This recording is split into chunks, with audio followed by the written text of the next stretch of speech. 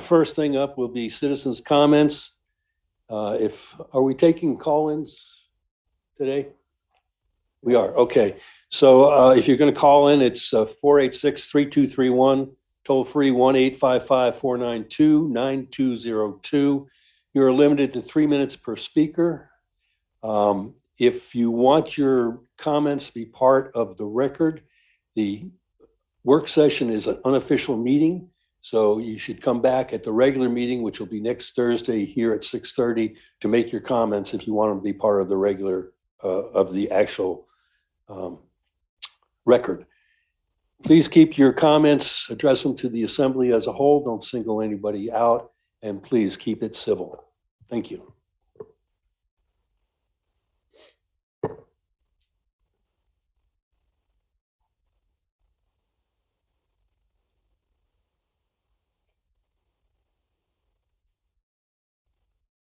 Oh, we had enough of a delay? We're good? Okay. Then we will close citizens' comments and go to our agenda. First up on the agenda is the discussion of process for 2023 fiscal year budget. And with that, we have Dora here, I believe, and you have a presentation in front of you. This is just general information. This is not going to get into the meat of the budget. Give us all some information, new members, what kind of budgets we run and all the rest of that. Dora? So I actually have 2 items on here, and I would like to do my second item first, if I could, because I think there's going to be more discussion about the budgeting process with the manager. And I want that to happen after this first. Yeah, please, if that's acceptable to everybody. Okay, thank you very much. So I didn't have any direction from any particular assembly member and about this, so I'm just going to do a brief overview.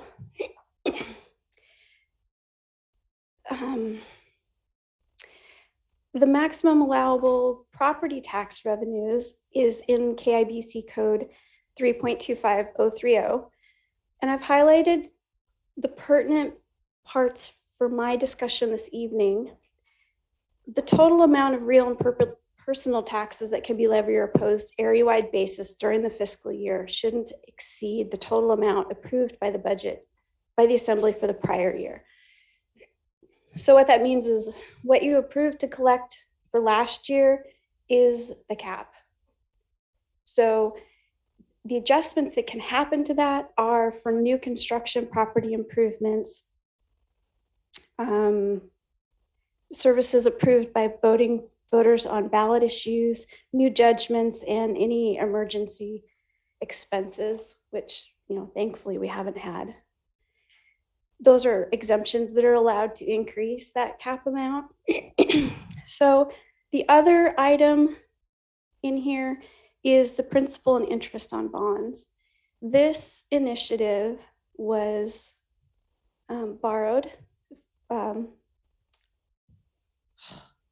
copied from a borough that their debt service payments were included in their general fund.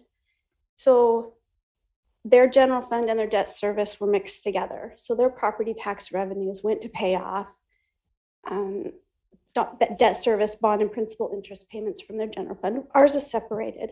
So we'll be coming to you next month with an ordinance changing this so that our maximum allowable tax revenue calculation does not include debt service. The state does not allow limitations on debt service for payment of bond and principal. And since we have a separate fund that accounts for the income and outgoings of the money, it doesn't need to be in our ordinance when it is included in our general fund. So that'll become important on the next couple of slides. So the next slide has the actual formula. And then there's the descriptions of the formula. Basically the cap less principal and interest payments for bonds, which because they have the revenue for the bonds in their general fund. It doesn't specifically say the revenue for the bonds. It's implied in the real personal property tax revenues. Comes to So take the total revenues less the bond principal and payments.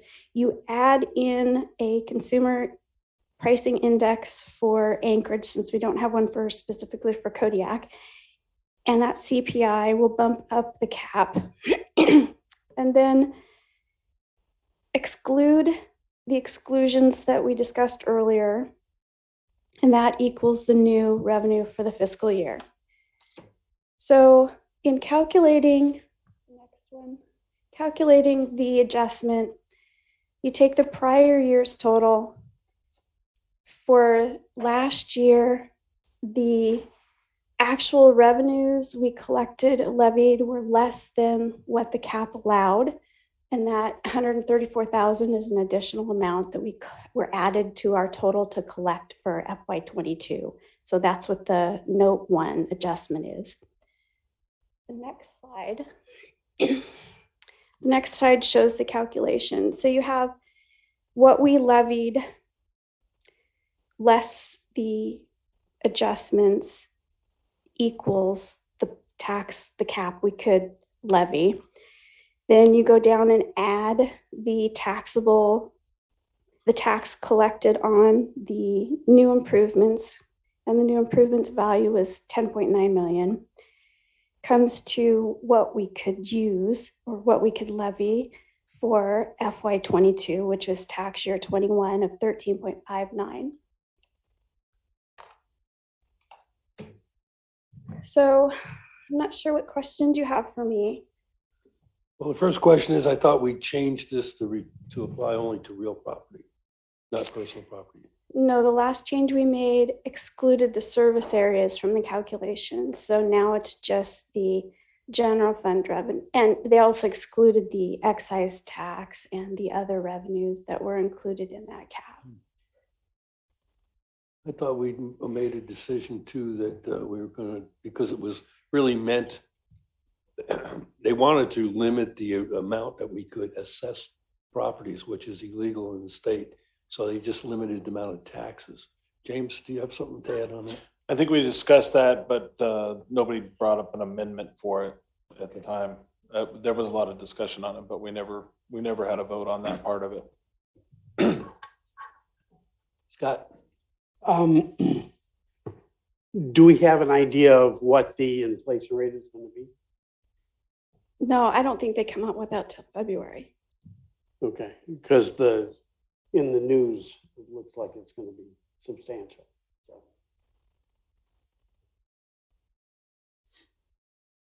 And we also don't have an idea what new construction and that is going to do.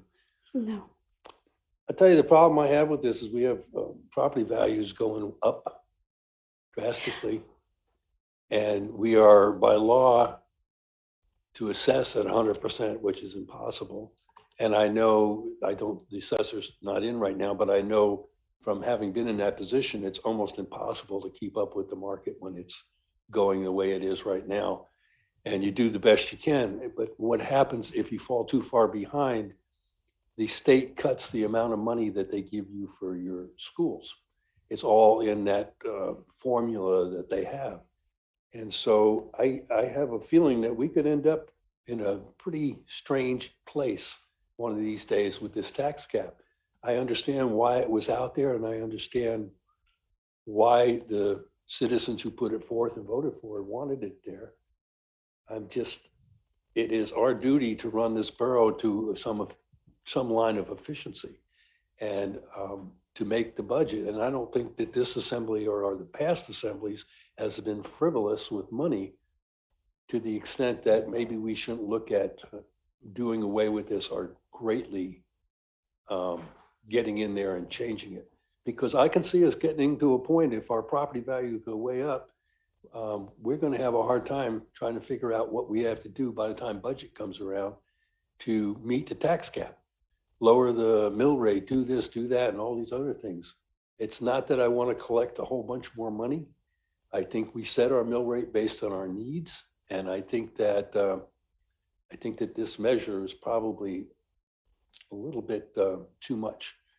I think this assembly, for sure, this assembly's been very conservative in spending money, and past assemblies have not been any more frivolous. So I think that maybe we ought to look at that. If somebody in the assembly wants to delve into that, or I'll delve into it and bring it forth as a future note. I know it won't be popular, but I think it's something that we are elected to budget for the borough and run the borough efficiently. And the last 2 years, especially, we've been cutting things like R&R, and we have buildings falling apart. We have to take it into our hands, and sooner or later, the people out there have to believe that we're looking out for their best interests. Sometimes it's save a penny. What's a penny wise, dollar foolish? I think we could get in that position really quickly. Anybody have any comments to that? Anybody want to stick their neck out? I did just want to say one other thing. We do get occasionally phone calls from taxpayers saying, we have a cap and I'm paying more than I did the prior year. And I just wanted to address that. If you have $15,000, if $15,000 is your cap limit, and that's what the borough levies across 1,000 people, if the next year 900 of those people are taxable because an additional 100 are now have some kind of exemption, like senior exemption or disabled exemption, then you're still levying that $15,000 over a smaller group of people. So of course, those smaller group of people are now going to pay more than they did the prior year just because it's a smaller group of people. So just because there's a cap doesn't necessarily mean that each individual property owner's taxes aren't going to change. Well, the other point is that we have our severance tax tied to the mill rate. And if all of a sudden this market goes crazy and the assessor goes out there and actually raises everybody's assessment 20% or whatever crazy inflation rate that's been going on out there in the real estate market, and we cut our mill rate, we're also cutting our mill rate also applies to severance tax. And I have a feeling that you're going to get yourselves in kind of a weird position. And I just think that everybody on the assembly needs to think about it. It's not a nice thing to think about because anybody you meet out in the public's going to say, what do you mean you're going to do away tax cap? You just want to tax us out of existence. No, that's not the case, but we have to run the government. Personal opinion. Anybody else want to line? Jump in, go ahead. If not, I'll stick my neck out there. I don't care. I don't see the newspaper here tonight, so I'm good. Scott. Yeah, I'm chuckling because you brought it up before to decouple the severance tax from the mill rate. You did. And it failed twice before. Mm-hmm. So I still think it should be decoupled. That would be one way of keeping us out of that scenario if things go crazy with the assessed values. Any other comments? Scott? I don't think we've done a very good job of explaining where the increased costs are coming from. I have some connections with the school district, and I think Jeff Smith mentioned this the other day. He started 5 years ago in the role that he had with special ed, and the number of type 1, whatever they're called, special ed kids was 55. And this year, 5 years later, it's 106. And we don't get anywhere near enough money from the state to cover that. But it's causing tremendous problems for the school district and for each of the local principals as well, because some of them need one aide all to themselves. Others need an aide for 3 kids or something, but it's a tremendous expense for the school district. And it's something that's new. It's related to the opioid crisis and the meth crisis, as nobody has labeled that one. But we haven't done a good job in explaining to the citizens where these new costs come from. They expect us to run the government off of whatever inflationary rises there are. And we've had a number of them, particularly in assessments over the past 10 years or so, that have helped us out in terms of finances. But this tax cap is going to cause a problem.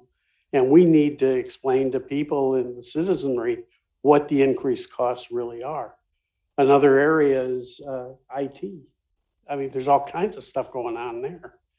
And we need to protect ourselves from it, and that's expensive. Any other comments?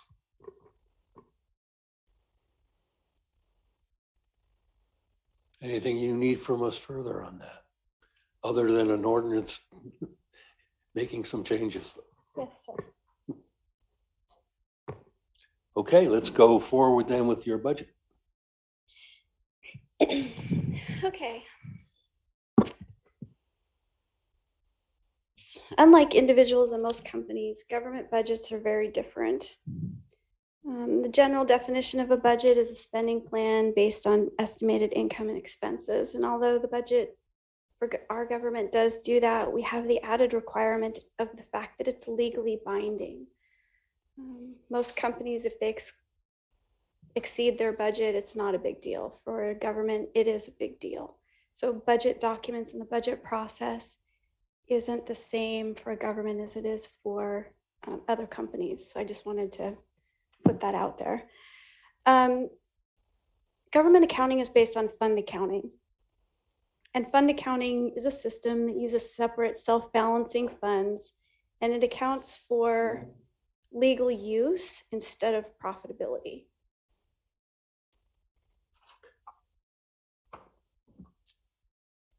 Funds are broken down into 3 levels of budgetary control. There's line item control, which we use for capital projects, and I'm not going to talk about capital projects tonight, and by department, which we use for the general fund, and by fund, which we use for special revenue funds, debt service funds, and enterprise funds. So of those 5 types of funds, we use general fund, special revenue, debt service, enterprise. And as I mentioned before, capital projects are budgeted for by project. So they're not included in our annual budget or our operating budget. And we do have 33 different funds that we legally account for in the borough. The next slide is just a list of our funds and generally who's responsible for that fund. And the ones marked by GF, thank you. The ones marked by GF, we budget for by department. The EF below that, enterprise funds, those are budgeted by fund, which means we don't necessarily care about the dollars exceeding or not exceeding on a line item basis. It's the fund as a total. So if we budget for that fund that we're only going to spend $50,000, then technically you should be seeing a budget amendment of some kind coming before you if we want to spend $50,010 for that fund. Same thing for the departments by line item or by department. The general fund is one entire fund, but we don't budget that by the bottom line. We budget that by department, meaning the clerks, finance, IT, assessing, all of them have their own individual budgets by department. And then the special revenue funds, they also, like the enterprise funds, are based on a bottom line fund level, not departments within the fund. Questions so far? Could you just give a quick rundown on, for example, what the enterprise funds are that we have, just So for anybody who's new to this? Yep. The enterprise fund includes our landfill, our hospital, long-term care, research center, the research core departments, and the E911 services fund. And enterprise funds are funds that should be sustaining themselves with user charges or user services. So any governmental activities or those are voluntarily paid service fees and charges, whereas governments are paid with involuntary fees and charges, like property taxes. Those are considered involuntary. So if most of the money you're accruing, the borough building's a good example. Most of what pays for that building is derived from involuntary revenue sources. So it wouldn't qualify as an enterprise fund, whereas the apartments, those are all, the revenue for that's generated from user fees or service fees, rental income, and that's not an involuntary revenue. How about special revenue funds? Special revenue funds have their own legal restrictions for where their revenue comes from or what their expenses can be spent on. School district is one of those. They're a special revenue fund. So is the service areas. So the service areas collect revenues from their property owners, and they expect those revenues to be used to pay expenses for just that service area.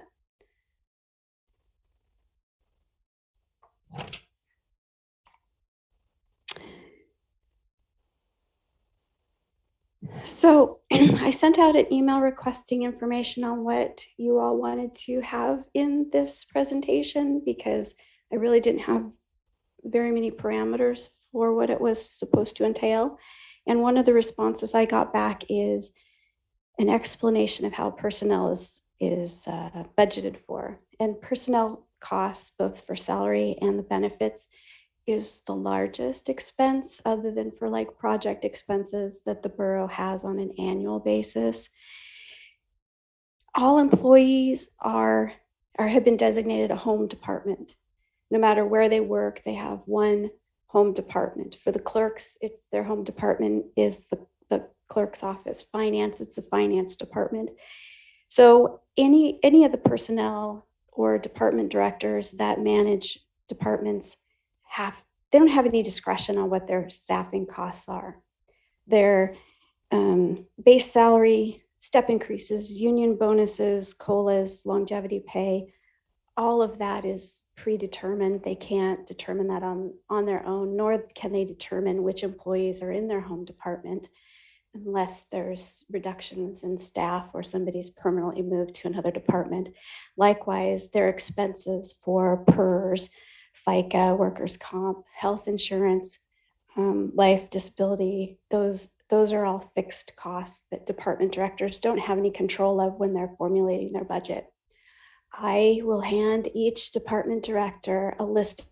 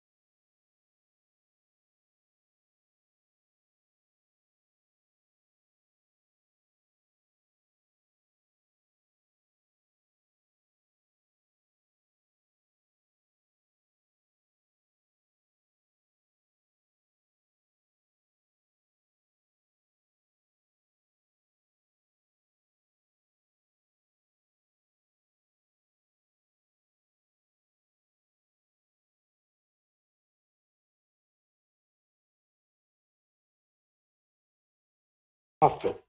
So this is completely foreign to me, and hearing you describe it is, my mind is just muddled. My question is, how do you budget for when you have staff positions that aren't filled? Do you budget for them in case you find somebody, or how does that work? I mean, because I know in our for-profit organization, we hire somebody and it's pretty easy to put the money in there, but I don't understand how it is done here, because I know there are some open positions. And so how do you do that? That is usually dictated at the beginning of the budget season on a couple slides. I'm going to postpone your question for another couple slides. I will say, one, I have a booklet, if I didn't already give you, that's my bad, that explains the differences between regular company type budgeting and accounting and governmental. So it is very different. The whole premise of a profit, and I'm going to deviate just for a second here. Government is meant to cover expenses for 12 months. Companies, for-profit companies, they have a long-term look for years to come. But because revenues for governments are primarily involuntary, they have a very short-term economic look on current resources, and current being 12 months or less. Enterprise funds are business type funds. They have a different kind of accounting. They have accrual accounting. All of our other governmental funds have modified accrual accounting. So those enterprise funds for the landfill, for the hospital, for those that we mentioned before, you will have things in there, considerations like depreciation, like long-term debt liabilities, that you won't find in the governmental budget because the governmental budget's focused on 12 months. So you'll find the interest payment for those debts, but you won't find the principal payments for them. So somewhere in that CAFR, I could probably pull a page, but there's a reconciliation sheet that kind of reconciles the two to make them look like one. But really, unless you're really into that, I wouldn't recommend that as a starting place to learn about it. I am not a numbers guy, I'll tell you that right now. But as you continue on, I will learn. I can learn. Generally, I've found, especially in this budget things, I can learn by listening to you describe how it's done and by seeing it on this. But if I have any other questions, I certainly will come to you and ask. Please do. I really appreciate questions, and especially if I know there's questions that you're asking that lots of other people would like to know. And so I love it when you guys email me questions and say, this is what I'm going to ask. And then I have an answer ready, especially if you're like talking budgets and you want to know what the amount of cash is in a project, or whatever the question could be, a technical. If you email me that ahead of time, you ask here, I can give you the answer, and it furthers the conversation rather than having to say, I'm sorry, I can't pull that out of the top of my head, so I'm just going to have to get back to you later. I would much rather give you an answer. So I love questions. Feel free to ask. And if you're asking them, I bet you're not the only one. Any more on personnel? Scott Smiley. When I started, I asked how many down.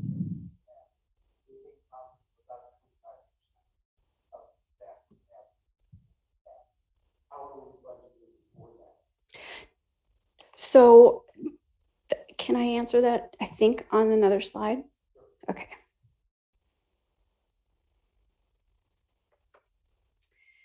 So the other big budget consideration, other than staffing, is the maximum allowable property tax revenues. And we briefly touched on that earlier.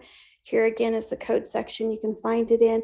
And for those of you, there's the Alaska Code statute regarding no limitations on the taxes to pay bonds. Just threw it in there for reference.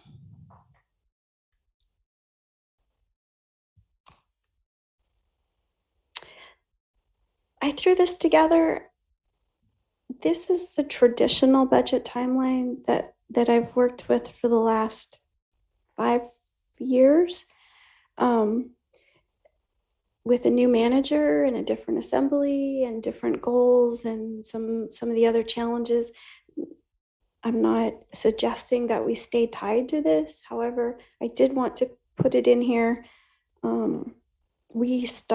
Staff starts budgeting in December, moves between staff and the manager through January. Service areas are involved. We're putting together a letter and sending service areas their information so that they can start holding their public meetings in February and March. January, sometimes as early as January, we come to the assembly with information. Most of the time it's early February, you hold meetings. Sometimes it's only night meetings, sometimes it's on weekends through March, all the way through June. There's a couple of key deadlines I did want to point out. The service area budgets are due to the clerks in the finance department by March 31st. The manager's budget is due to the assembly by April 1st. School district funding requests are due to the assembly by April 30th. And you do have a code-related legal deadline of adopting a budget by June 10th. If you don't adopt a budget by June 10th, for whatever reason, then the budget is considered the manager's budget that the manager submits to you on April 1st. So I did want to point that out too. And my last slide before I turn it over to Roxanne. The 2023 assembly topics that I would like to see some discussion or direction on. These are the same topics. Mostly the same topics we ask for every year. They're large dollar value, large directional type indications, and helpful for the manager to put together a budget that's acceptable, or at least can generate some positive conversations. These topics are nonprofit funding, as in how much. Kodiak Island School District funding, again, how much? That's 90% of our budget. So that's an important number.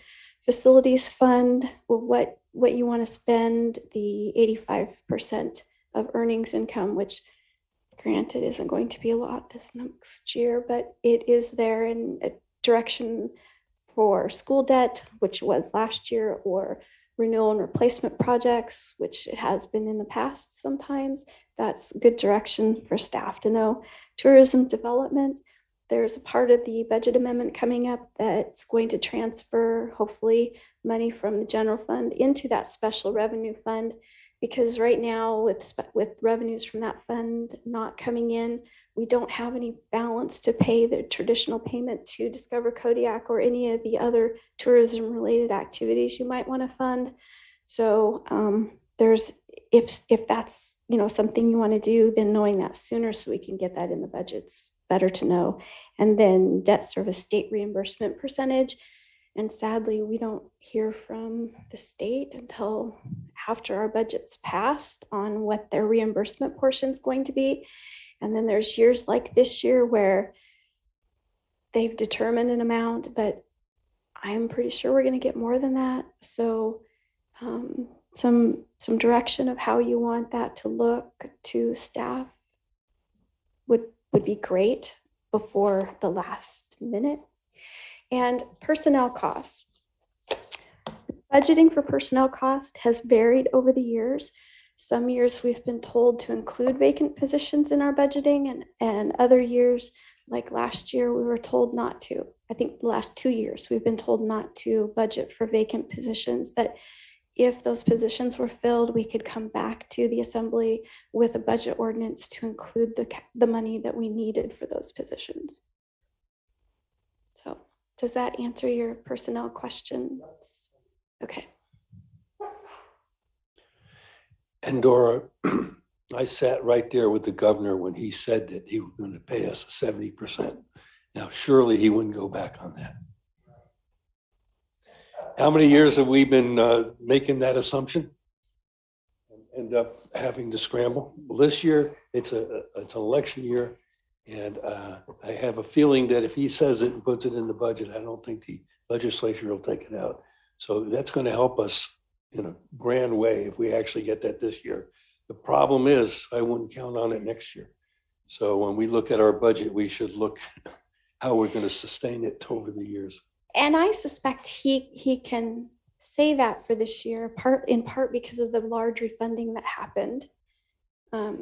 Our municipality saved 400,000 this year, and we're not the largest. So of the savings, I've already turned in my expectations for the FY23 bond payment reimbursement needs to the state back October of last year.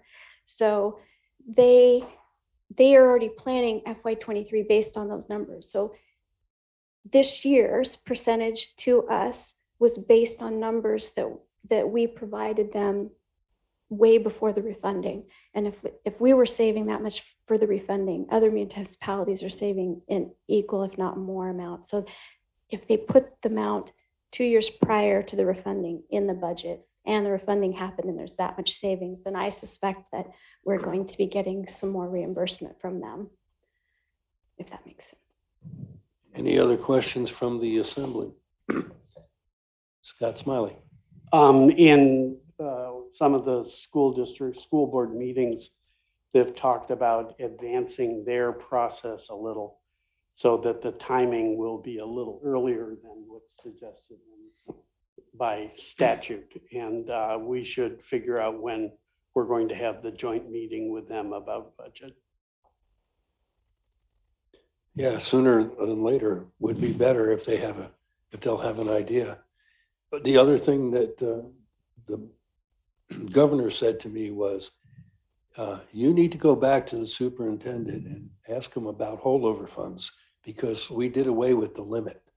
There is no limit on holdover funds. That would be funds I think that they've been looking to spend on, like when they redid the gym and offered to help with the siding and stuff like that. So if there's no limit and they have a probability of more holdover funds, their ask could possibly go down. I haven't talked to Larry about that yet. I was told directly by the governor I should, so I will. Thank you for letting me change up the order, and it's Roxanne now. Thank you. Good evening. Scott, morning. Excuse me, Roxanne. Dora, I know how hard this was for you, and you did a great job. Thank you. Good evening. I come to you today with great respect for the Kodiak Island Borough. Come to you with respect for my tribal ancestors, my tribal elders, and my tribal leaders. And it's a great honor to serve as your Kodiak Island Borough Manager. I'm so happy to be here, and I thank you for having me. I also, as a matter of protocol, I have to thank the Alutiiq people and the Alaska Natives for having me on the land that they come from. So regarding this budget that we have coming up, I just had a couple of quick thoughts for you. So since this is my first budget here, I have so many faculties that I can apply throughout this process that we're about to go through. I'm very happy to be getting here right at the start. This is really going to help me with understanding the departments and working with the staff, and then also understanding your perspectives. The humble ask that I have is that I be given a little wiggle room as we go through this so we can work to develop a budget that will be a good first start for all of you. I know that some of you are probably anxious at providing your thoughts, but I hope you can consider the line by line sorts of ways that we will develop this, as then you will go forward and do your look at it. I know it's tempting to go line by line as an assembly, but I just ask for consideration for all the work that the staff will do in bringing this forward to you. But I really look forward to the opportunity to help with this and understand your perspectives as we go forward. And I'd be happy to answer any questions, or if there are any more for Dora, we'd be happy to help. Thank you, Roxanne.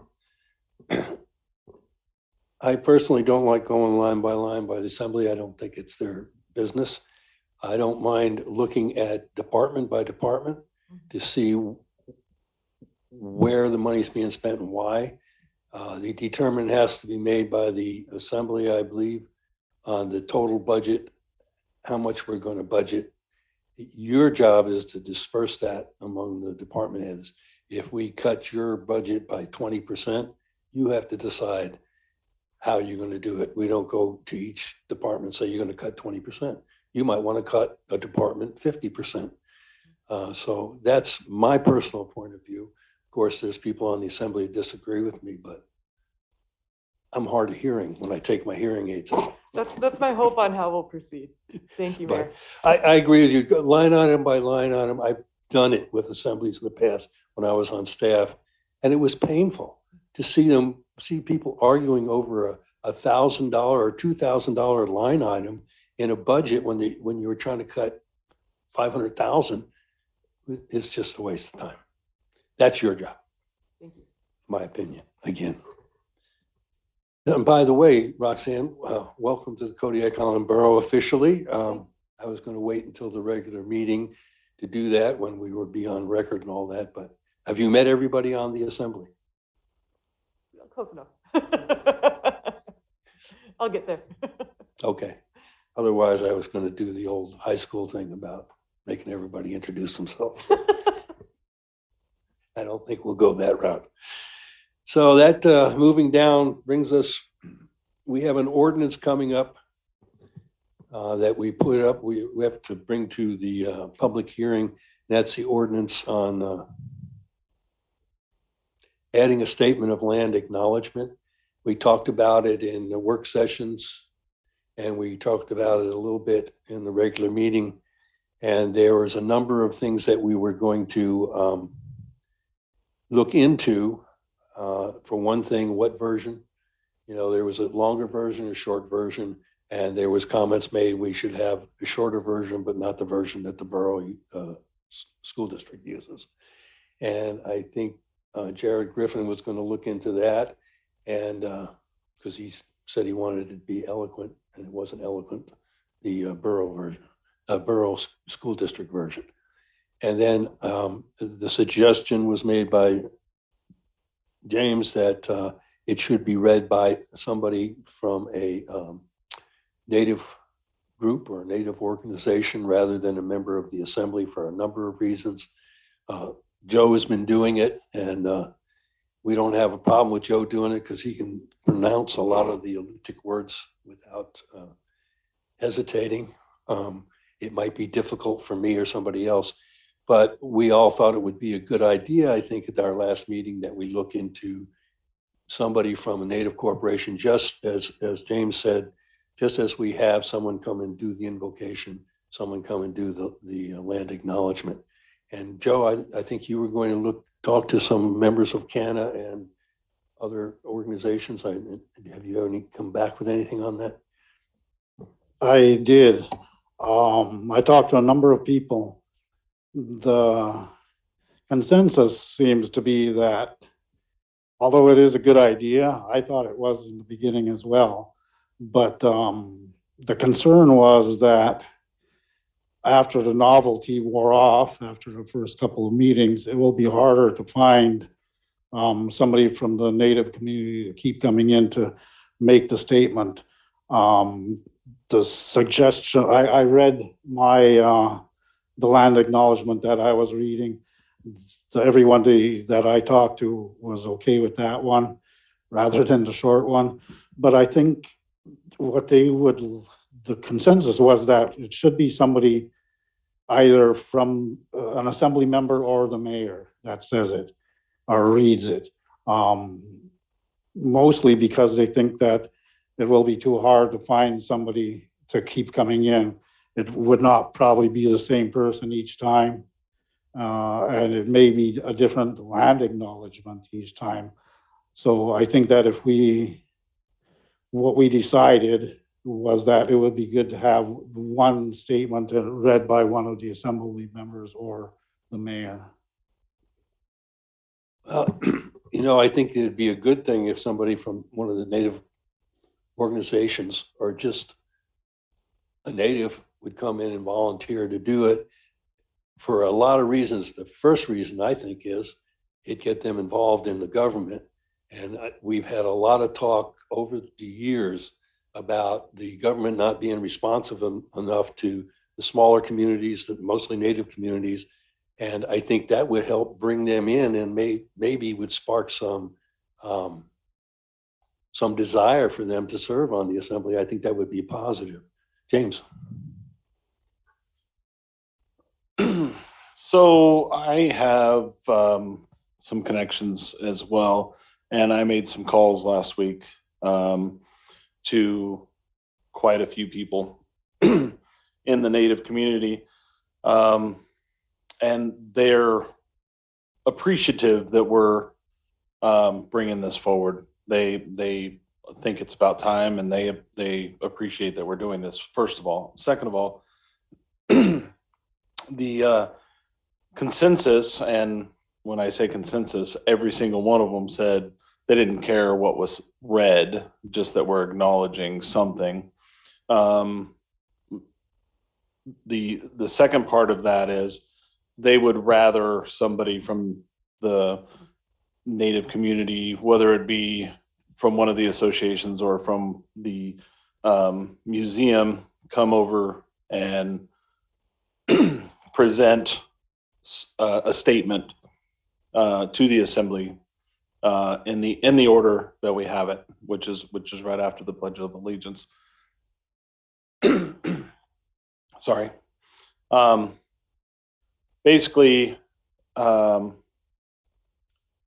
they would prefer that happen, and it's just like you just said.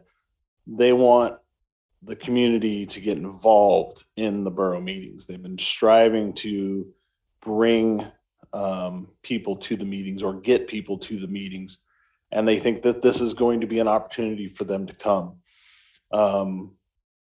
If we leave it kind of open, is what was a couple of suggestions, not all the suggestions, but kind of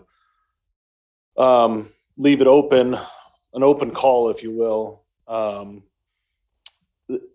One of the statements is that maybe we'll have a few people show up, and then one person can read it after they decide, or after we decide, or after they contact the clerk's office that they want to come in and read a statement. What was also said, if that was to happen, if we left it an open call and it wasn't arranged previous with clerk, that you might get 10 people in here and then 9 of them would be upset that they're leaving without making a statement. Right. And so basically it would be basically the first person to call the clerk's office would be getting that time slot. And that's what most of them had preferred that I spoke to. One of the things is that they didn't want to make it a statement that we specifically had. They don't think that if somebody's coming in from the outside should read a statement that we've put together. Now, if we can't get somebody for a regular meeting, say, next week, we can't find somebody, then somebody from the assembly or the mayor would read it, the statement that we decide on tonight. But once we decide on the statement, the person that comes in to do a statement is not reading that statement. They're doing their own acknowledgement, is kind of where it went. And I don't know how we would do that in a ordinance to state that it would be a reading from the assembly of this versus if somebody from one of the community came in and gave a line acknowledgement. The other issue of that is there's really only about 26 people that live in town that would be willing or able to come in and make some sort of acknowledgement, unless they came in from one of those smaller communities. That was the big thing. There's not a lot of people in town that, one, have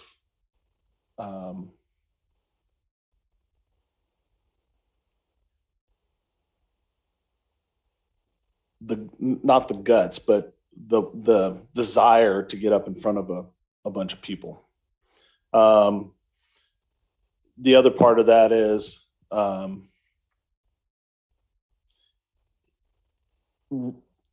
whichever way we go, they hope that if we do decide that an assembly member is going to read it, or the mayor is going to read it, that if somebody does show up and wants to make a statement, that we let them make that statement instead of the assembly or the mayor.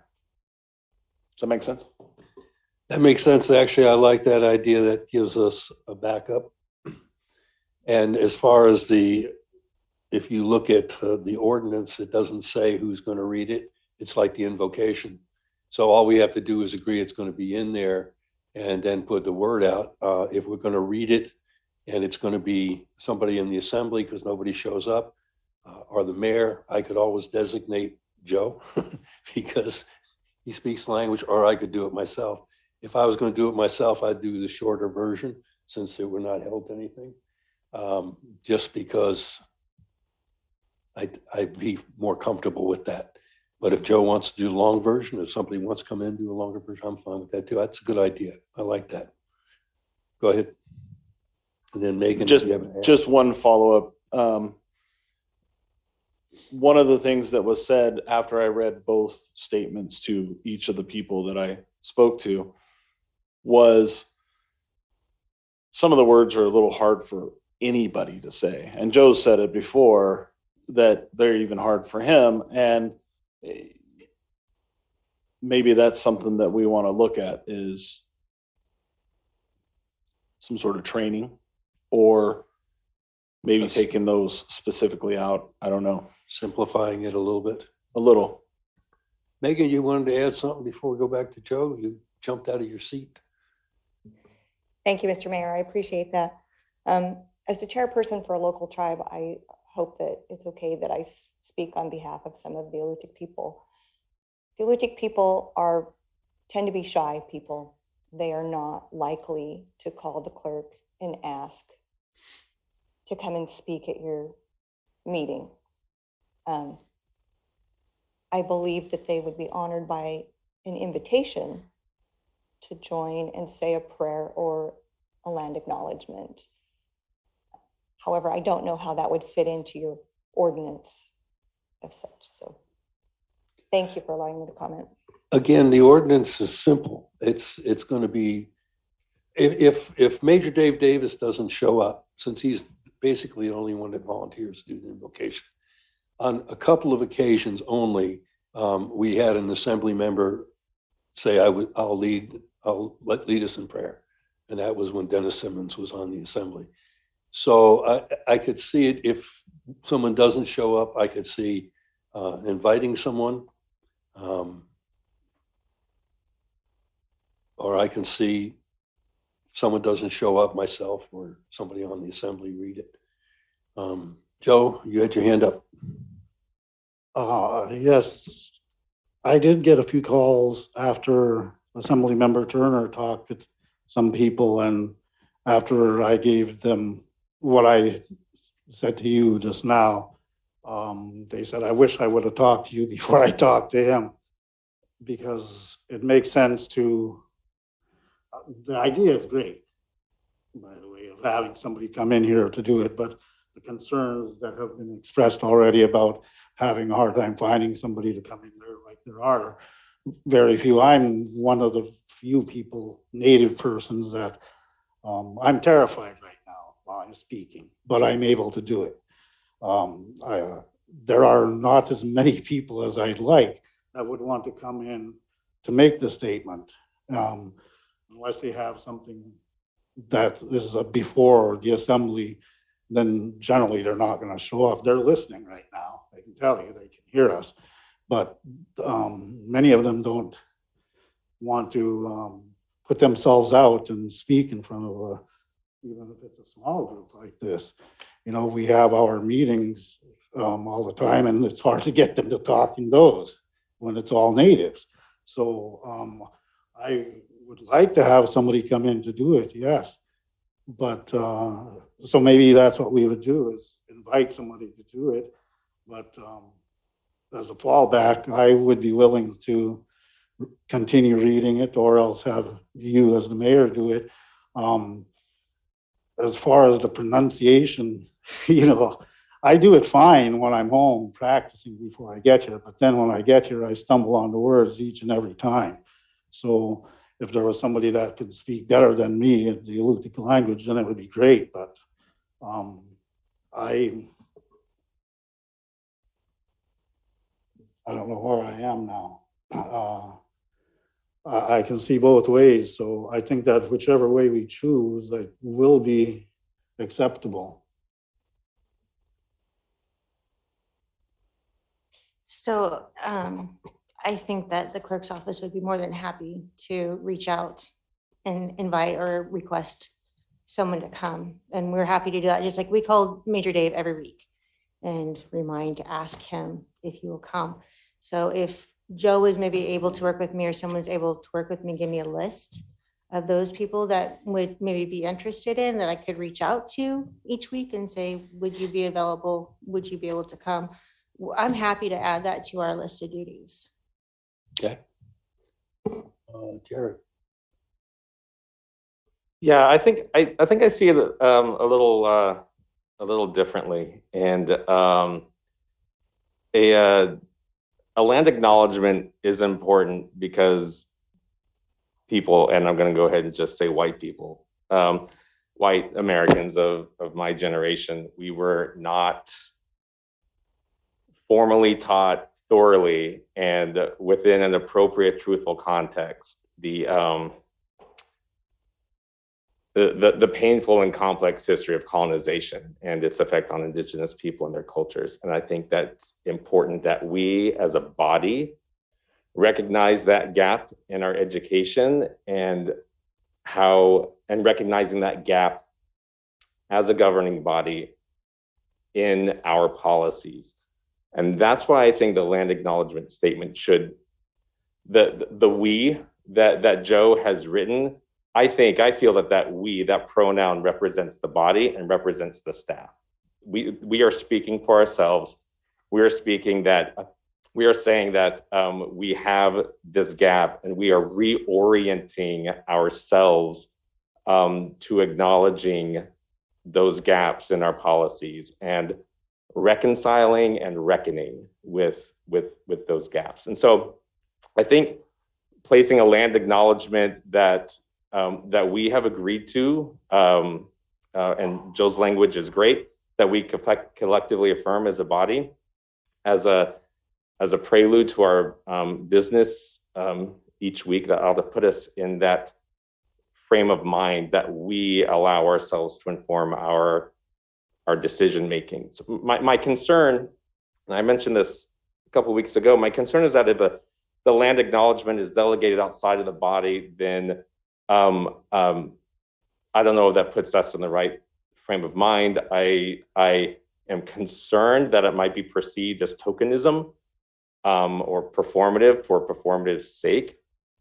We have a history in this country of treating Native Americans as tokens and as performances. And so I think, again, we still need to tread carefully, make sure that we avoid that perception if we do decide to invite speakers from the Native community in.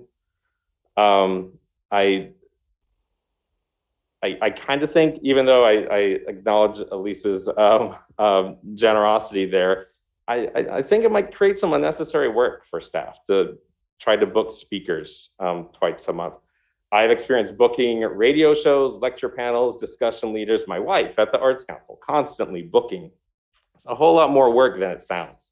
You need contingency plans, reminders, being introduced to more speakers. If there's a regular rotation, then that might just put additional work on the staff to develop and maintain the rotation, especially when there are cancellations. So, and the invitation should be authentic, right? Not necessarily rote or routine. Who decides who's going to be invited or not?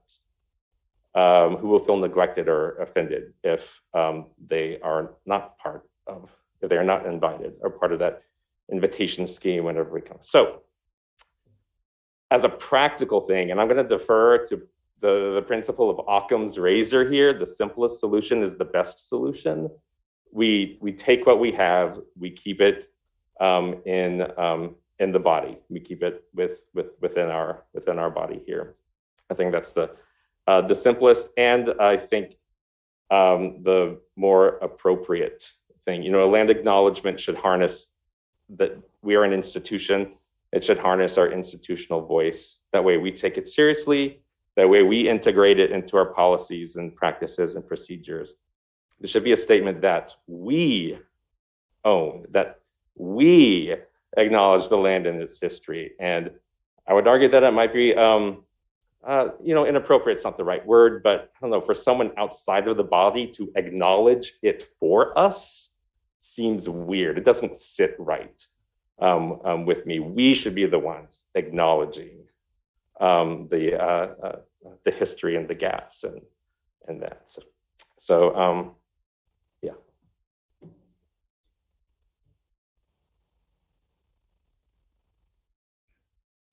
Thank you.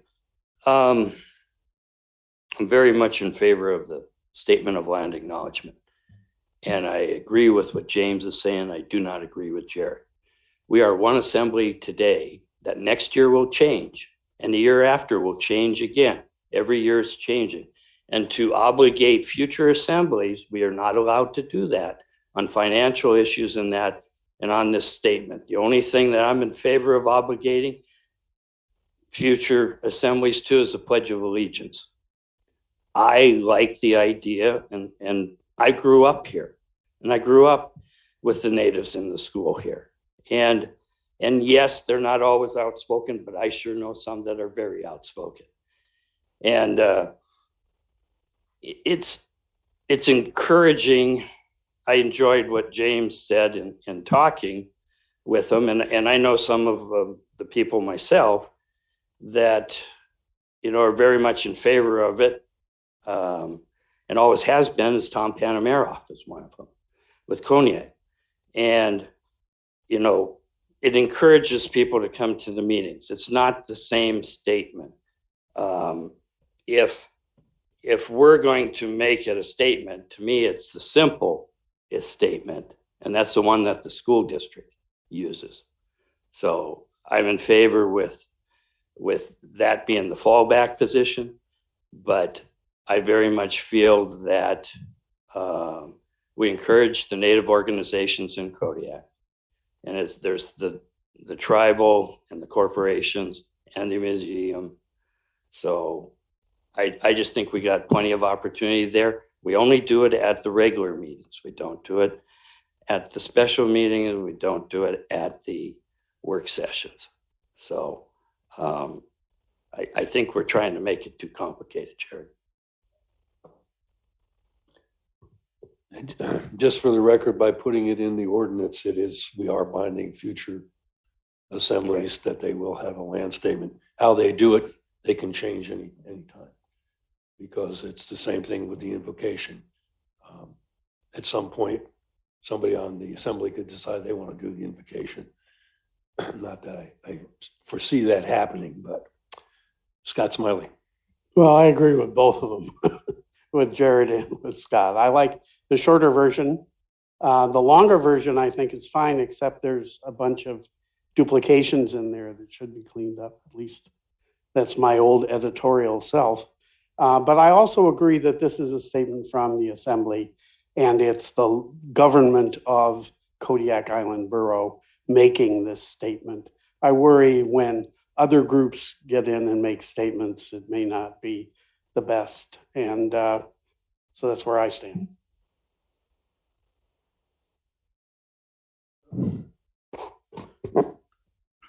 I think that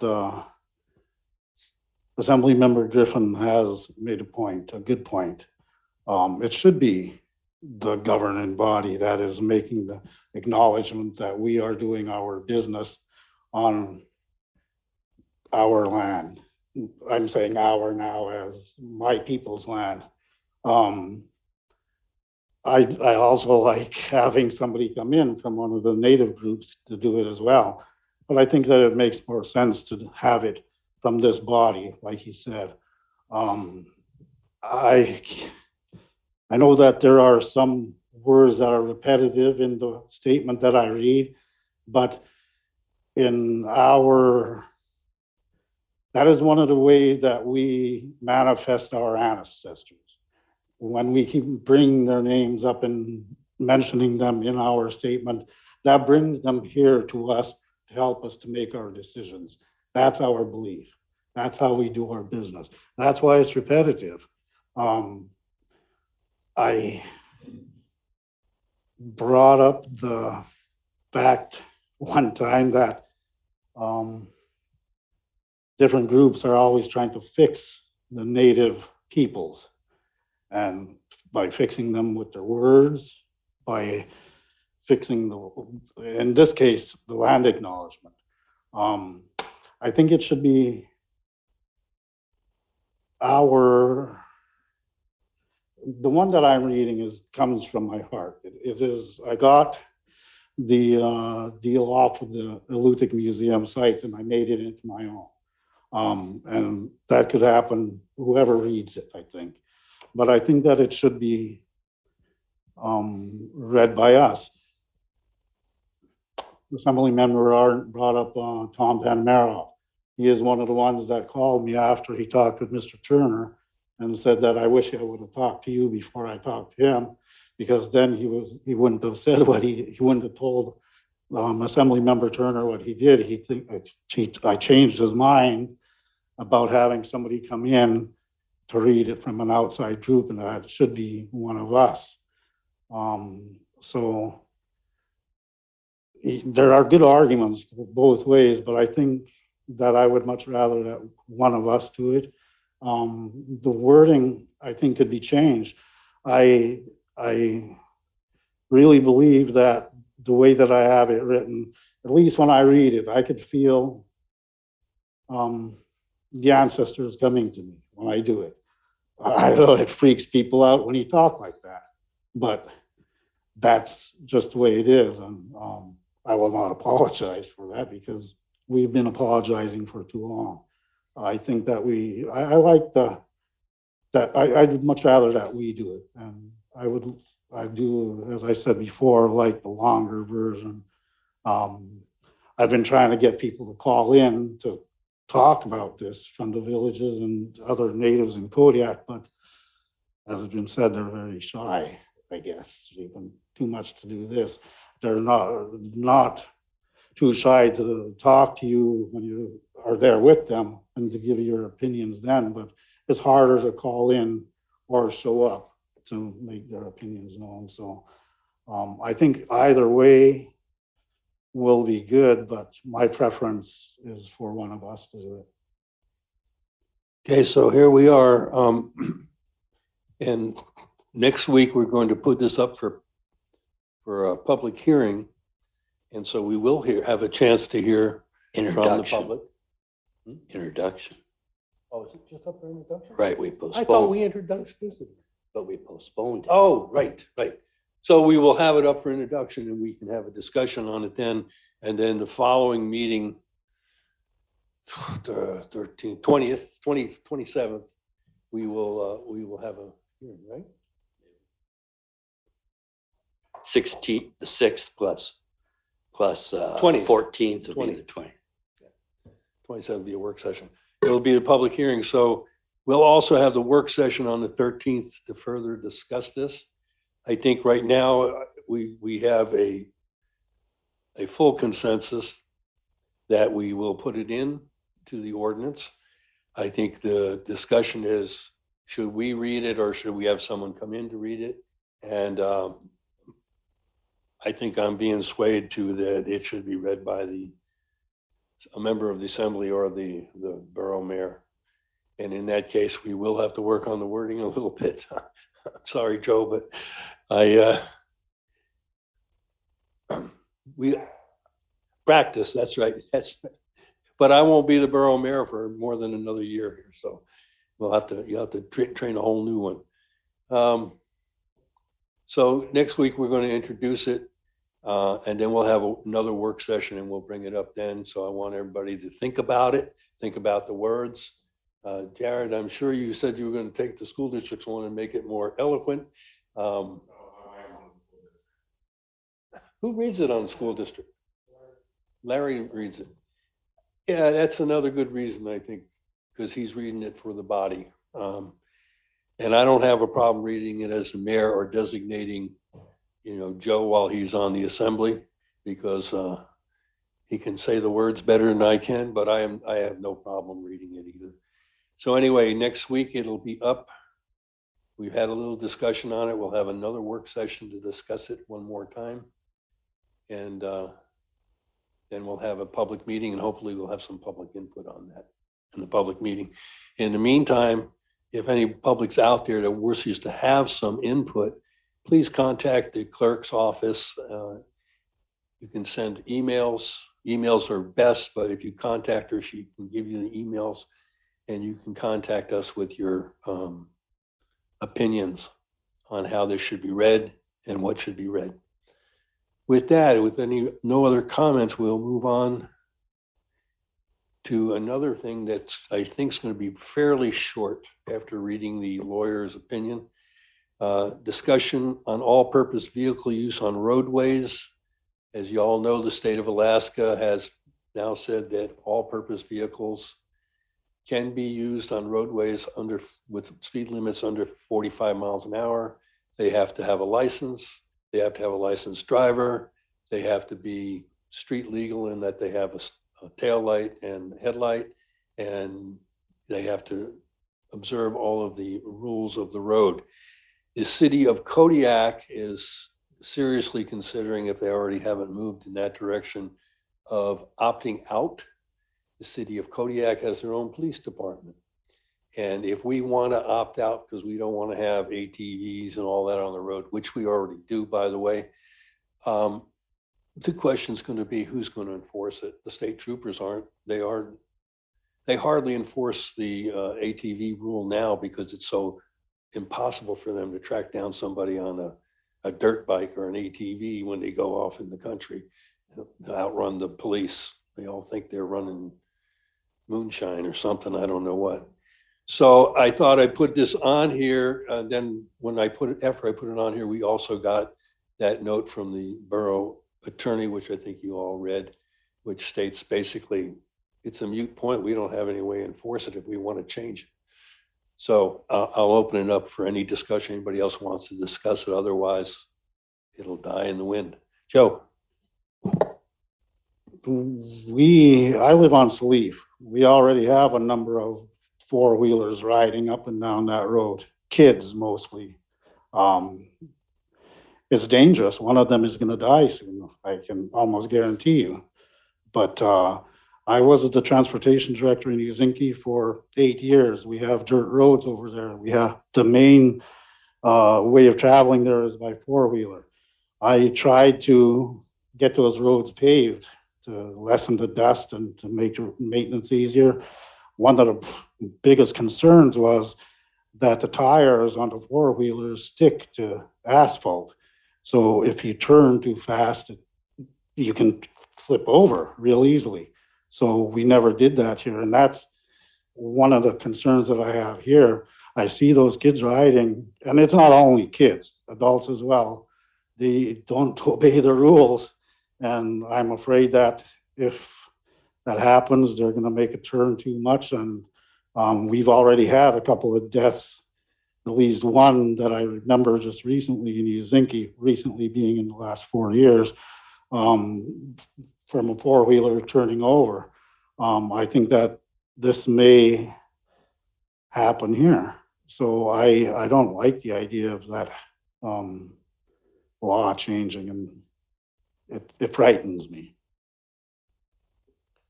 Anybody else? We have had some deaths here. I know there was one down here by Mill Bay Beach a few years back. A few years in my time, it might be a decade, I don't know.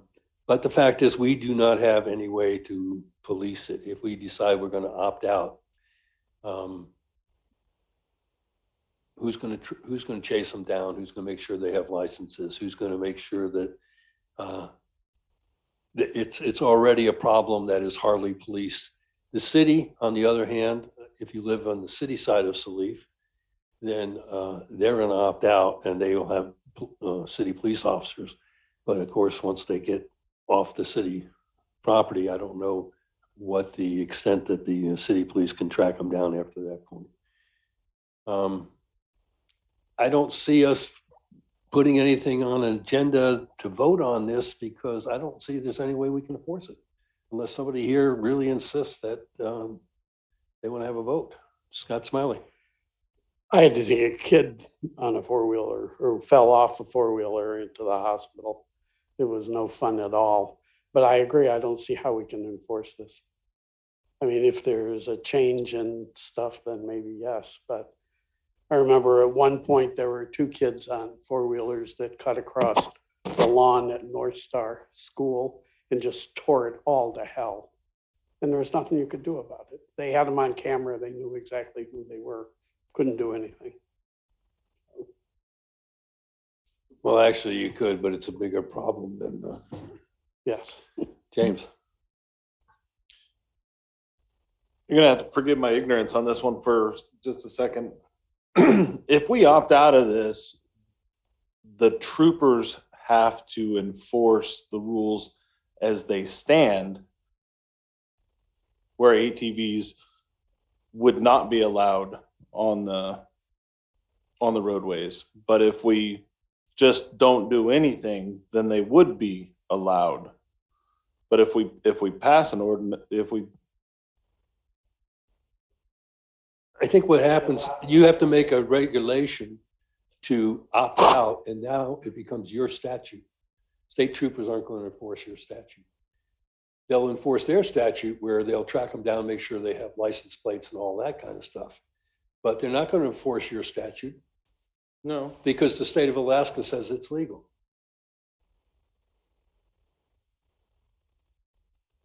Amy. Thank you, Mr. Mayor. So in the packet, it literally has the question, what if my borough, municipality, or city opts out? And the answer is, if it opts out, then they may not be used on roadways within their jurisdiction. So it seems to me if we don't opt out, that's saying, yes, they're legal under the provisions that the state has made. If we do not want an increase in that traffic, which I live in the flats and I like it, but that's just me. Like that's our way of life out there. How else do we get to the little store? But according to how I understand it, I am in agreement with James that if we don't opt out, we are saying it's legal. Roxanne, can we get a clarification from the borough attorney that if we opt out of the state rules, do we have to enforce it or will they enforce it for us? I think I know the answer, but it will clear it up for. One thing that's also working in our favor is that you have to go to the DMV to get the license plates, and we all know that that's going to be hard. So it should be a very slow rollout. Whatever, I only waited for 4 hours at the DMV. But no, I'd be happy to get that clarification from the attorney and provide that at your next meeting in my manager's report. Yeah, the attorney basically said that we'd have to enforce it, but let's make them pointedly look at that. Like, Joe. I also know that of a number of people that are excited that this is happening because the statement was made that I'm going to save gas because I'm riding to work on my four-wheeler now. So I think it's complicated.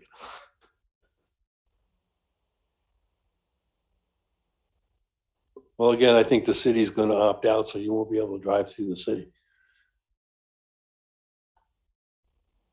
Although I don't know that they had the public hearing yet. So, any other comments on this? We're going to do some double checking here to make sure what you think is either true or not true, so we can go ahead with making a decision. That brings us to the consolidation committee discussion. And I know that both Mr. Turner and Mr. Griffin have some comments they wish to make on this also.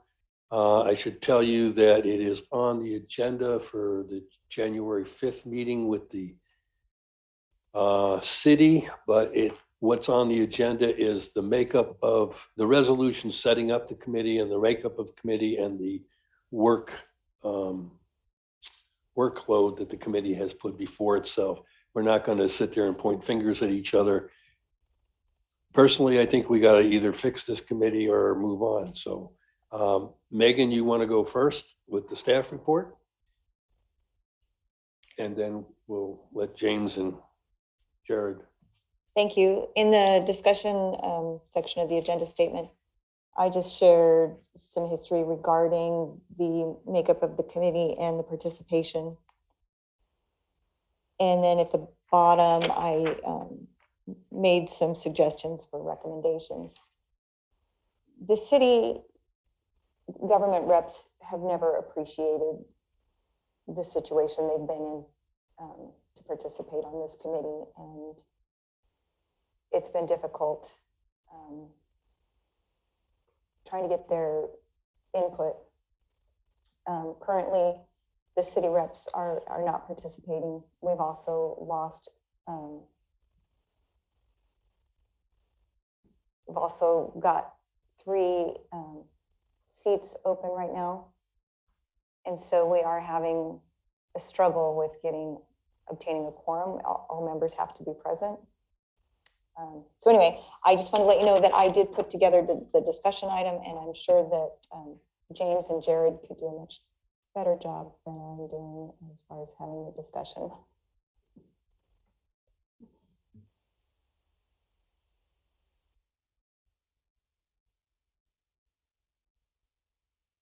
Scott, did you have any questions about the discussion item or the material that's included?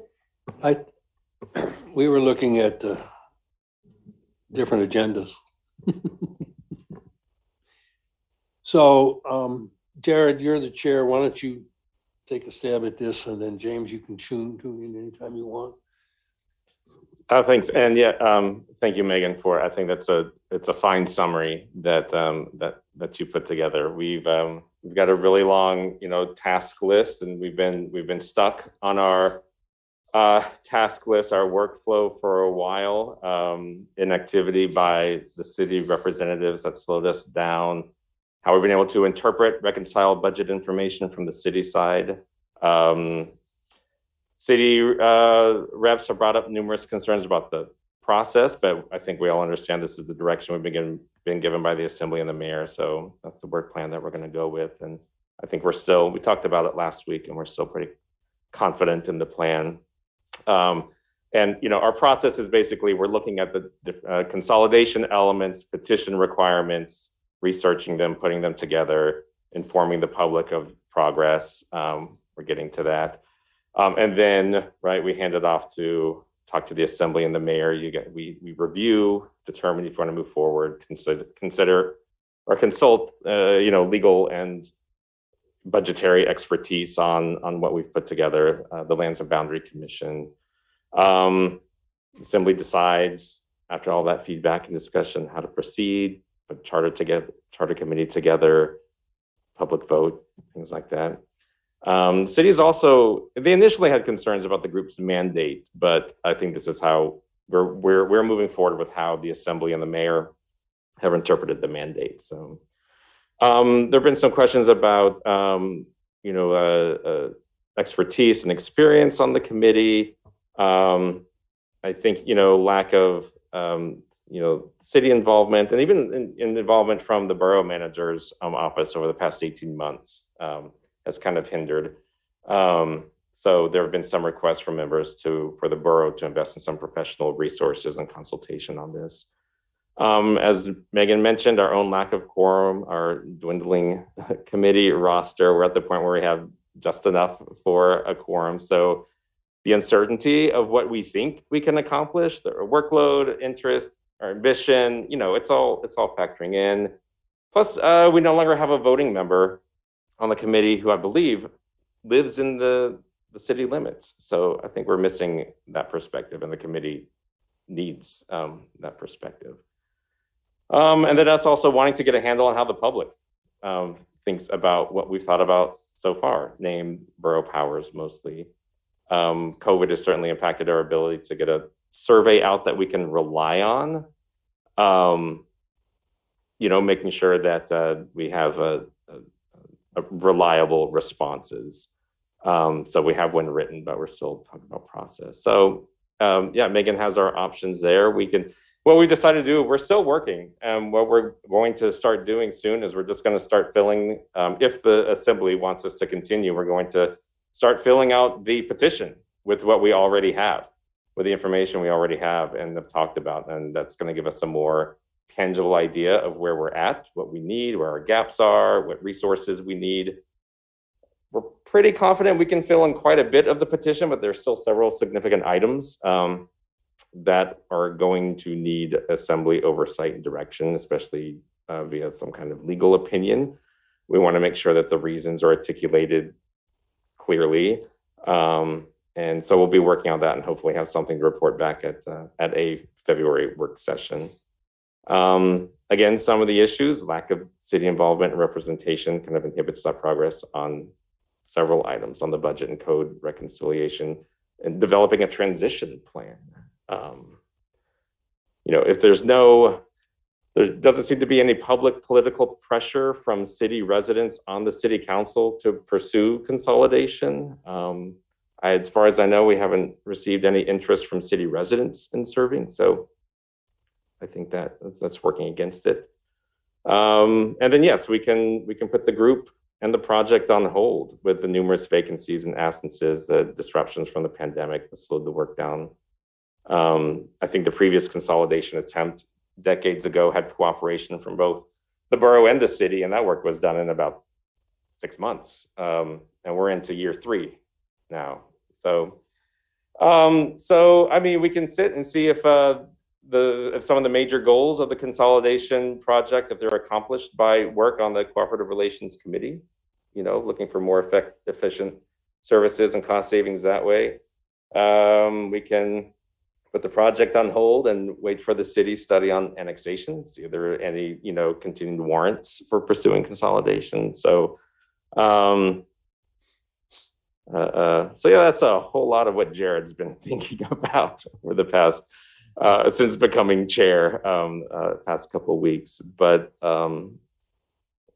so James, I'm sure James has more to add. I don't want to put James on the spot, but I'm sure James does. Well, I don't know. I think you covered a lot. I'll try and fill in some blanks and probably repeat some stuff. So basically, we were on track up until, I'll use Dora's statement, 18 months ago. Okay. 18 months ago, we were at basically agenda item number 46 on our task list. And then we had some delays that happened, lack of quorum, COVID. We stopped meetings for a little bit. And then a couple of people kind of just disappeared and didn't show up to meetings, so we had lack of quorum. Then we were able to get some people back to the table. They were different people.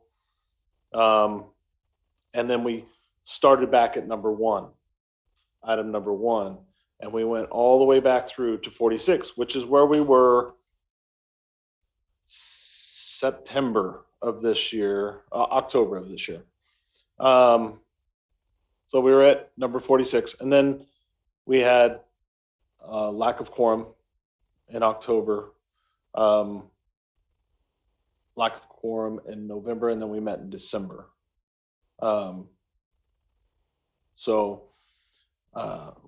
We had a quorum in October, didn't we? I'll restate that. We had a quorum in October, then we didn't have one in November, and then we had our meeting in December. And I thought that we should bring it to the Assembly's attention this week because we're going into a new year and we probably should make a decision soon on whether or not we want to just continue with this or whether we want to put it on hold for a little while. Mainly because we don't have city representation showing up to the meetings except for the assistant city manager, which she has been a wealth of knowledge. I will give her that. But she does state quite often that we just don't have the experience on the board. And the board was never supposed to be about experience. It was supposed to be about participation, really, and helping guide us through this. The second part is we need somebody from the city because now that Jared has moved up and now that we have our city representative that was appointed is now resigned, we've got a lot of gaps. And so if we don't have every single person showing up, then we will have lack of quorum every single meeting. And this last meeting, Dorinda is one of our village representatives, and her internet is very, very spotty. And so when she logs on, sometimes she will get kicked off, and that puts us in a lack of quorum situation. And it's nothing that there's nothing that she can do until we get something done with the internet over there. But she shows up every single meeting, whether she is on the phone or whether she's on the internet. She gets kicked off almost every single time. And so it's coming to a point where we need to decide, do we want to just put it on hold until we find more representatives, or so that we don't fall into a lack of quorum every single meeting? Or do we want to continue on, and if the meeting isn't a quorum, then we just pick it up the next time that we're able? Where we're at is we're discussing two items are the biggest items that we're discussing. Number one, we're discussing the 3-year budget, because we have to come up in the committee, we have to come up with a 3-year budget to present to you guys, first of all. And then we have to come up with a code. So basically what we look at every day, that blue book sitting next to Elise, plus the city's ordinance codes, combined somehow, some way. And so we have two different groups. One group is working on budget and one group is working on the code, and both of them have been combined by one person on the committee. And now each of those two groups are just going through those to see where they want to make changes before they bring it back to the committee. We expected to have that done by this time this year. That has not happened because of lack of quorum. It hasn't happened because of whatever reason. Going back over things a dozen times over the last 18 months. Not to say that there wasn't a lot of good input when we had everybody there. There was a lot of good input, and it was very informative, whatever we got out of it. But now they're not there, and that's unfortunate. And I wish that somebody would start showing up on a regular basis. It's unfortunate at this point, because most of the people that are not showing up are the ones that were not in favor of consolidation. And that is usually how things work well, is you get that banter back and forth of what's going to work and what's not going to work. And then we can come to the assembly and say, yes, this is going to work, because we have both sides of the issues spoken about, not just one-sided coming to you and saying, yes, it's going to work. We have two sides, but now we don't have those two sides to banter back and forth.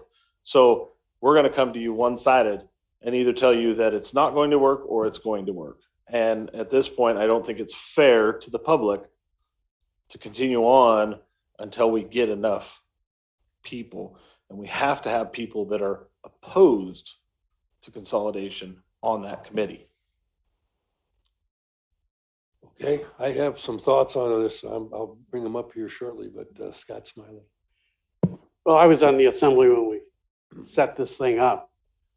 And it was set up primarily by two people on the assembly, one of whom really hated the city and the other one only partially hated the city. So if you're looking at why there's no city involvement, it's because those people were excoriated by some of the people on the committee previously.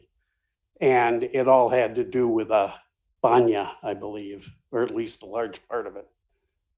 In addition to that, once it started off, there was a meeting with somebody from the Boundary Commission, and she was terrific and explained a whole lot of stuff. And it was pretty clear that this was a lot more complicated than just combining some governments. You really had to go through stuff. So the initial setup was, I believe, 72 meetings. And you would come up, the output from the 72 meetings was a petition to the Boundary Commission, already wrapped up, tied with a bow and ready to go. And that never happened. And it's not even close. And I think 3 years is enough time. In my view, we should kill this before it turns into a Frankenstein. It might already be a Frankenstein. Here's my thoughts, then I'll come back to you, Scott. It was a vote of the people, okay? So my first thing is, you want to drop it? It's a vote of the people. Let's get the people say drop it, number one. I'll come back to you after Scott. The other thing is, we set up a resolution setting this committee up. We could also go back and rescind that resolution and redo that resolution.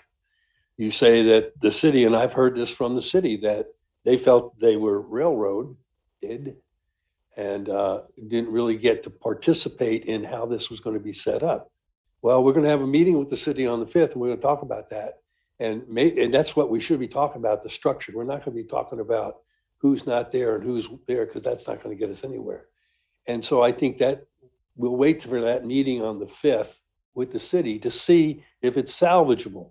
Now, you're right, they are against it, but you're also right.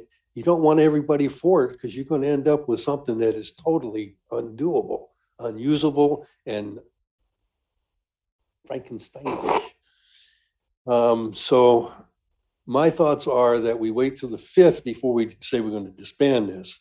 We talk with the city. We pull out that resolution. I've got it here. I'll have the clerk send it to everybody. Look at how it was set up, and then we'll sit down with the city and say, how you want to set this up. The other thing is, we could use some expertise from someone who's done this before.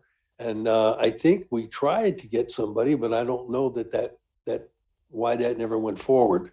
Put out an RFP, get somebody out here who says, you know what, I can help you put those regulations together and do it in a way that makes sense. I can help you put those budgets together and come up with a 3-year budget.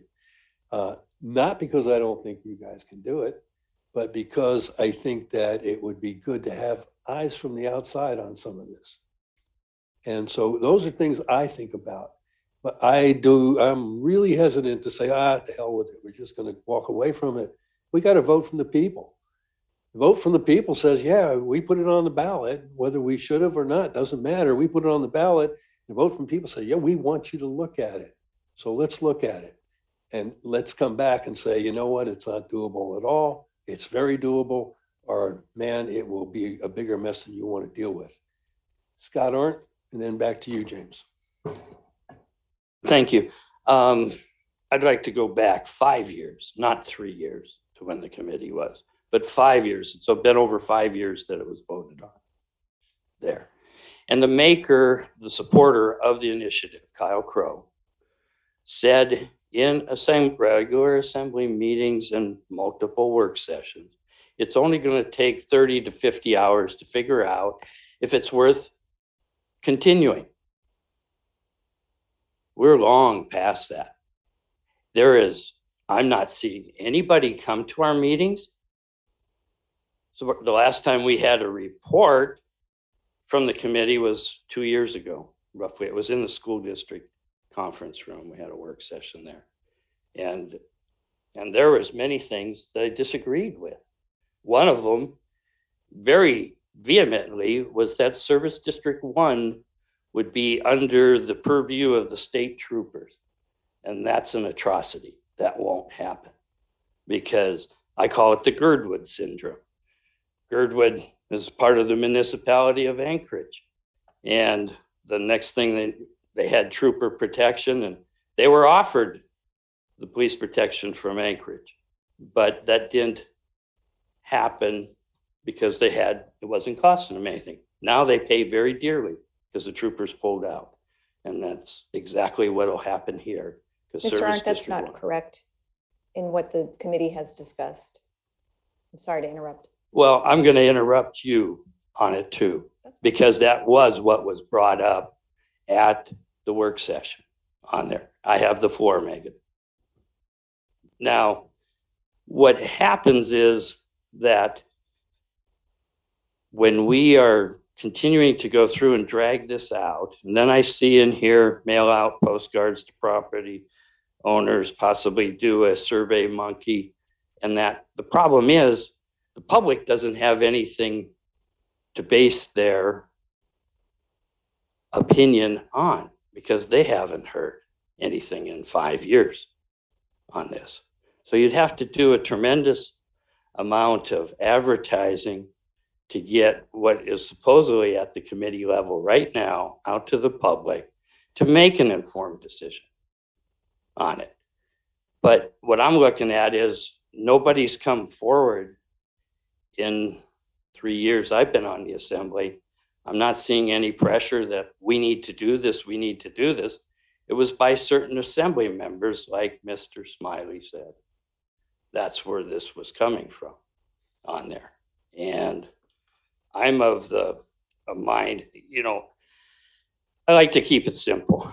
As far as I'm concerned, both governments are totally screwed up in so many different ways. And you want to make one very big screwed up government? Makes absolutely no sense to me.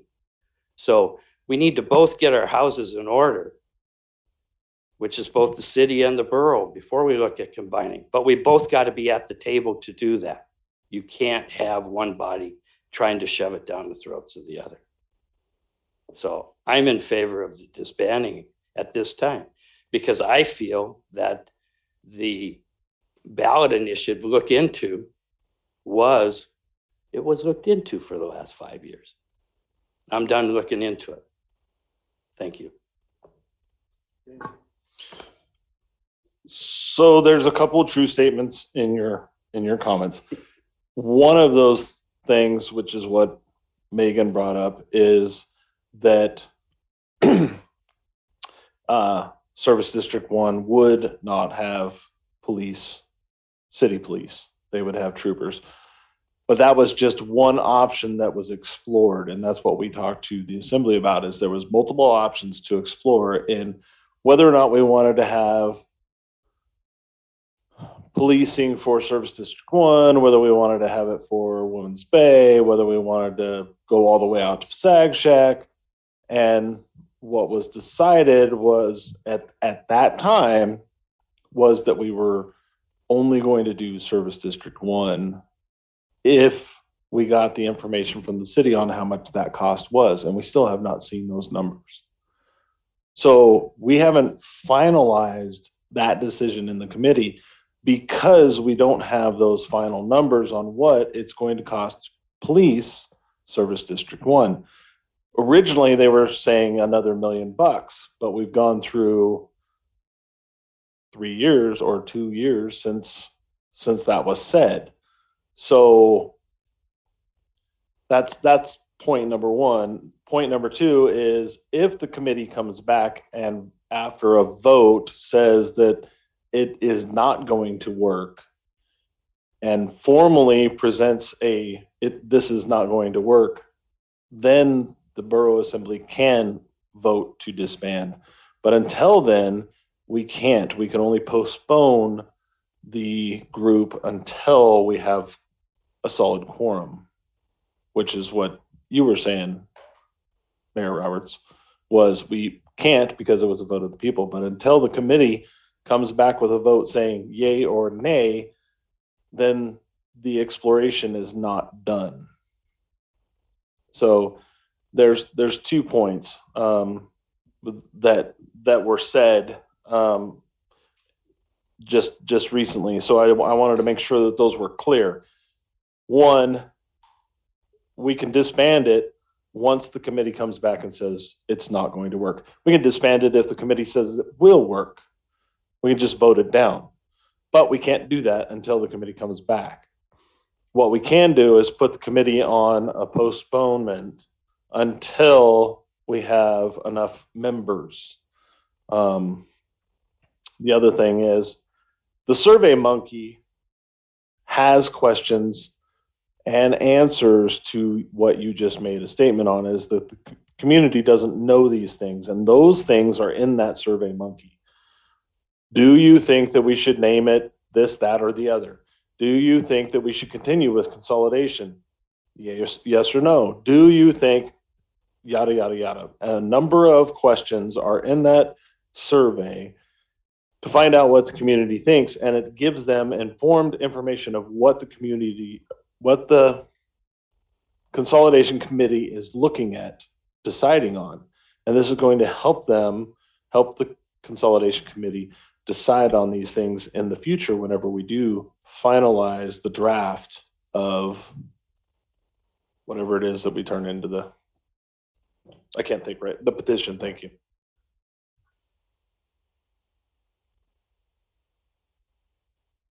Amy. Thank you, Mr. Mayor. Okay, so first of all, I think it's safe to say that the city of Kodiak isn't jumping up and down in joy about the idea of consolidation. And I think that they've gone back and forth with their participation because they're battling that. And so, as James pointed out, I am going to immediately be in favor of postponing just because I think our information is immediately one-sided. If we go back to that resolution from fiscal year 2019, it was the 7th one that we did. The actual advisory question that was on the ballot in 2016 reads, should the Kodiak Island Borough pursue the idea of consolidating the Kodiak Island Borough and city of government into a single unit of government? It does not say, should we file the petition? It does not give us like a parameter of how far we have to go out. It literally asks the people, should we pursue it? It's been 5 years. I think we've pursued it. So I don't feel like we have to wait all the way until we get that yay or nay, but I also respect the amount of work that you guys have put into that. I don't want to pull the rug out of under anyone's feet because I know a lot of time and a lot of effort has gone into it. Personally, when I think of consolidation, I think of how long our meetings are and how much work I do to come to this meeting to run the borough. And I try to imagine adding the city stuff into that. And it scares me. And I think that unless you are a retired human living in Kodiak, you cannot be on whatever that governing board is going to be. Because working a full-time job and then trying to run the entire government, that should scare you. Hey, no, don't, maybe I shouldn't say that. Please run, people, please run. But the reality of that is that if you're doing this job properly and you're going in and you're doing your homework before you come in, I have concerns on how much time that would take. And if we're going to get anyone who, not that retired people are bad, that is not what I'm saying, but I think we need a mix of people. I think we need people who are still running the businesses, the nonprofits, and have some of those experiences that are new and now, and retired people. And I think you're going to rule out younger people who are still in the position of life when they're working by doing something like this. So that's my initial concern. I don't know enough about it. I can't say whether it's right or whether it's wrong, but there is merit. And I think what Scott Arndt said about taking two things that are functioning, maybe not in their most best way, and putting them into one, I think there's some issues with that too. And then I also, when I think about doing a survey, and I think I've done a lot of surveys. I've actually been trained in surveys. I can tell you all about Kirkpatrick's level of surveys until you guys are sick of it. If we don't get a statistically significant amount of people from Kodiak to answer that, the information really isn't useful. And I can pull my membership inside of tourism all day long and ask them stuff that I know they care about and still get like 13%. It's depressing. And so making decisions based off that is going to be very hard. I think until we have the city's participation, I'm summarizing now, we should postpone because we don't want to turn in one-sided and we don't want to shove a petition to the boundary commission that the city immediately is like, well, no. I mean, at the end of the day, they have to agree. It can't be a hostile takeover, right? Okay, so if we can't even get them to come to the meeting, I think we're all spinning our wheels. And I think I'm very happy to see this on the joint work session on January 5th. And I know you guys will be there, but I want people who are against it and for it to both speak up, because that's where we're truly going to find out if we should go forward. I don't think we have to go to the yay or nay. I don't think that that's what the ballot asked, and I don't think that's what the resolution states. But I know that if we can't get the city to show up, then we're just all wasting our time. So sorry, that was really long, but definitely postpone until we can figure out the both sides of the information. Well, on January 5th, we will have the city at the table, and we will be discussing this at some level. And hopefully we will come up with some answers from that. Maybe some solutions how to get the city involved if we want to move forward. As far as the meetings, if you have a bigger government, I don't think it's going to be that much difference, quite frankly.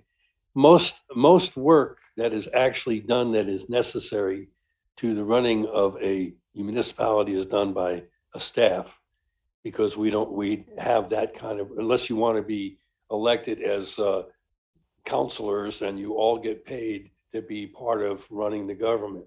So what we would be doing is setting the staff in the right direction so they don't sail off into the sunset on us.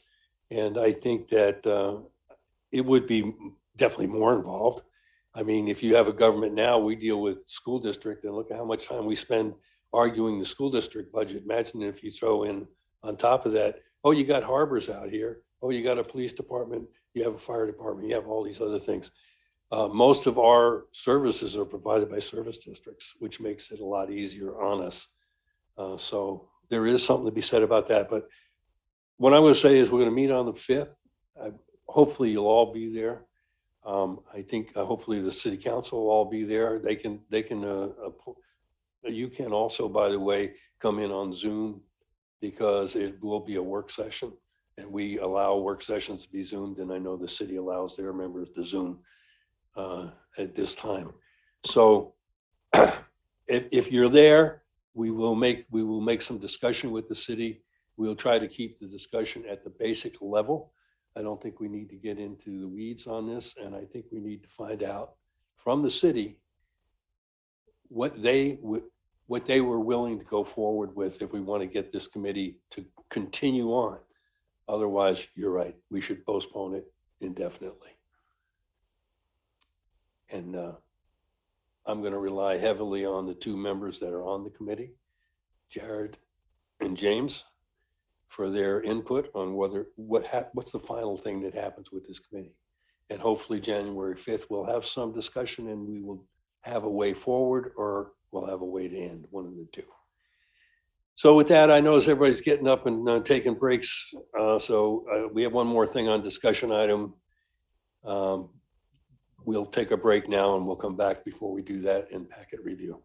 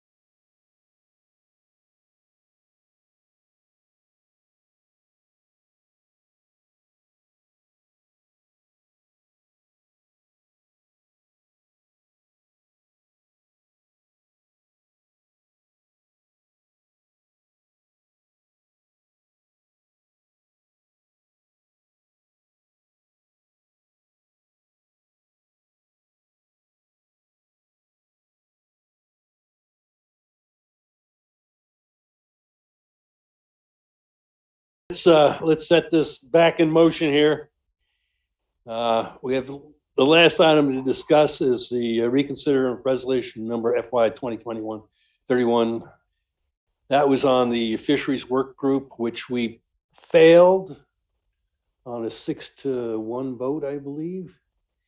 And it was, came out of the joint meeting, our last joint meeting with the city, and the city passed their resolution. And what they did was to change two things that were recommended by the committee. One was to do away with the expertise because it was an unneeded expense in the opinion of the committee. And the other was to change the meetings so that it was a minimum of 2 a year, give them flexibility to set up their own meetings when there was times when there weren't fisheries going on and stuff. And I was kind of surprised to find out we failed it. Just goes to show you as you get older, your short-term memory really goes to hell. So we're trying to get that fisheries going again, a group going again, so that they can go ahead and start having meetings. And I think we need to pass this resolution first, but I'm going to open it up to the assembly because my rust on this one is astounding. Scott. The point about not hiring the expertise of a special person. Kodiak is endowed with people with a lot of knowledge about fisheries, particularly commercial fisheries, and the amount of knowledge that's around dwarfs the amount that any other person would bring in. And there are any number of people that could serve that capacity, but also you can just call them up and ask them to come and testify before the committee. And we did that quite often with like Litzow and with several others that we had come and talk to us. So I think that part is fine, not having an expert. The other part, 2 meetings a year, we had it at least once a month.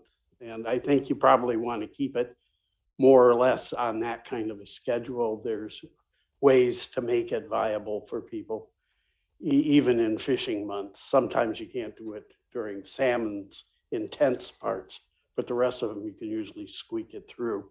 Then I think that it's valuable to have it moving because the kinds of issues that come up are off the wall and crazy right away. I mean, there was a bunch last year from Chignik trying to shut us off from Red south of Deep Bay or whatever it's called, and then by the Cook Inlet people as well. And you have to mobilize and do something about that, try to find a way to moderate that. So I think it's good to have them more frequently than twice a year. I think the way it reads is a minimum of 2 a year, and the idea was to be flexible for the committee chairs. The version that the city passed, off the top of your head, does it say a minimum of 2 a year? Yeah, that did meet at least twice. And like Mr. Smiley was saying, it was to kind of work around the fishing season because of the people being gone. So would you like to make it at least more than twice, at least 6 times or something? I'd just make it a committee and have just, Let the committee do it? yeah, So just say a minimum of 2. if you wanted. I'd rather have more than that, but I would Because that's the rather, way it reads right now is a minimum of 2 a year. if we're gonna copy their language, fine. Okay. James? I think one of the reasons why it failed, if I remember correctly, is the discussion was 2 was not enough. It should be more quarterly, 4 times a year. Or more. Even, yeah, in some cases more, but a minimum of 4 was what the point was. But we didn't want to pass it until we had a city work session to discuss, because they've already put down at least 2. So we would be different than theirs is. And that's why we didn't pass it, is because we didn't want to be different and nobody could agree on just 2. Well, what's the flavor now? Could we do it on 2? Or do you want to go back to the city on the 5th and say, would you guys consider changing yours to a minimum of 4 or 6 or whatever? I think it should be a discussion item on the 5th. Can someone show me in where, what the city passed, where it gives their frequency? Because I'm not seeing it. It's on number 2, organization. Thank Shall meet you. at least, it's in the second line. So ours can't be different than what they passed? Does it have to be their same language? It doesn't have to be, it's just, They It's have It's to a show joint up. work group. so- Right. Well, I think that it's changed at least twice a year because there are some times where we don't need this group to meet. But at least twice a year ensures that the group keeps going for times that we do need it. It's one of those groups that like it would be very hard for like the clerk to schedule, right? Because it would have to be the city members and then whatever experts we're bringing in from the outside plus the borough members.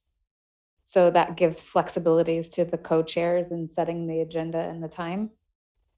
I'm not upset by the at least twice each calendar year. I did vote against it because I remember the assembly member who spoke very strongly about needing the language to change, but I'm more happy with the group in existence with any language than not existing. Scott? Orange. How many times have they met in 2021 and in 2022? I think maybe in that packet, I put in so with COVID, what happened is everything kind of fell off the radar. And so it has been a while since they met. I can't tell you exactly because I don't have it in front of me. But it's been a while, and that was more because of COVID hit and there was more pressing matters for everyone to attend to. Thank you. Part of what I was getting at is they haven't met much in the last 2 years. So a minimum of 2, they can always meet more. That's what I was looking at. Thank you. Scott? Who are the chairs now? So John Whitten and Terry Haynes. We haven't designated ours as of yet. It is in the resolution that the co-chairs set the agenda. Yeah. So it's kind of been a stumbling block too, to try to get back together and set an agenda. What I would say when I spoke with John Whitten and what I saw from clerking in the past was that it is an unusual group and they do come together when there's an issue to be discussed. So having it in there that they meet at least twice a year, from my point of view as a staff and from what I've seen, I don't think that that's unreasonable because the rhythm that I've seen in this group is that they discuss, do we need to come together in 2 months? And Mr. Smiley was on there. He was a chair when I was staffing. So you'll know better the frequency of the meetings, but from what I saw, the rhythm of it was when they felt that they needed to come together. So I guess my point is that as a clerk and have talking and worked with the other clerk, the better that we mirror each other, especially on a joint committee, the better. Follow up, Scott, and then Joe, and then James. Well, we met pretty frequently because there were a lot of fires that we had to put out. And John and I would discuss it over text or over the phone or something like that. And it worked just fine that way. I think that the COVID thing has put a big kibosh in having those kinds of meetings as frequently as we had at the time. And John is no spring chicken and neither am I. So kind of look out for those COVID bugs everywhere. So, but I think leaving the language is fine. I just would press that that's not the amount we want. I think including a statement or as needed or something like that would be good in it, but that's not there right now. And I think it is important to be parallel with the city because it's a joint committee. Joe? Oh, I'm now on that committee, so I don't mind the language. I think that if there are issues that come up that we need to meet more, we will. I can see now that with the possible gas exploration going to happen in Cook Inlet, there are going to be issues that we're talking about. I watched a documentary about how the oil companies have ruined, I think it was Nova Scotia or somewhere around there. And it's concerning to me when I saw that about what they might do to us up here. I testified before the Board of Fish when they had the Cook Inlet and Chignik attacking us then, and that's what I call it, an attack. They did not do their homework, and I think that we can do some good if we do when we meet, and I think that it's gonna probably be more than once, twice a year. But I think it should be left up to the board to decide because things come up. James. So I think I think the wording is fine at this point. I think that we need to move on and get something going. We need to get the work group meeting because we do have a Board of Fish meeting coming up in March, and they need to start discussing these things. Mm-hmm. And the sooner the better, getting the next meeting done. So if we wait until the 5th, then we've got to wait till the next meeting to pass it, and then we can start having meetings and yada, yada, yada. I think it's easy enough to just pass it. Pass it this next Thursday. Yep. Okay. Any other comments? Okay, then we'll move on from that and get into packet review. Oops, wait a minute. Gotta go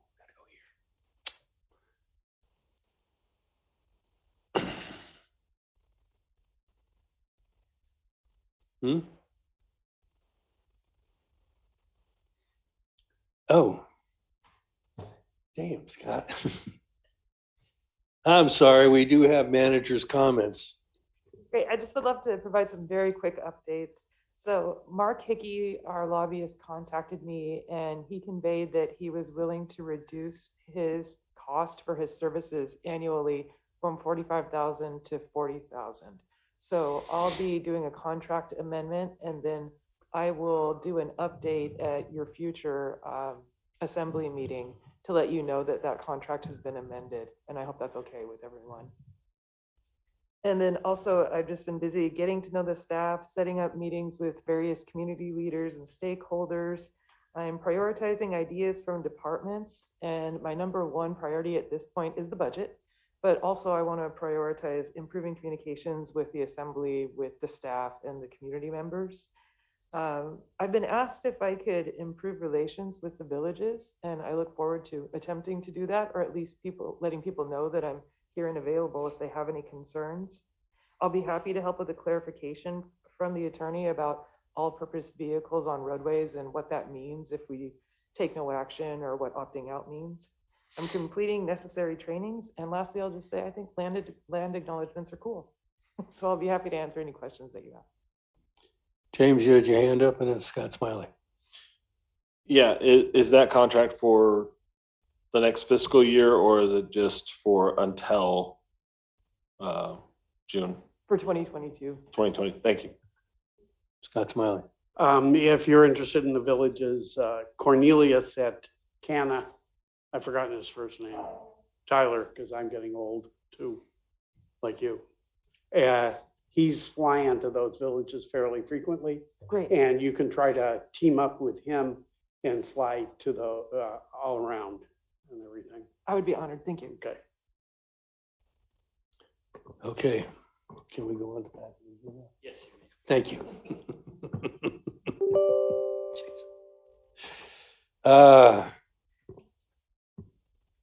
You weren't here.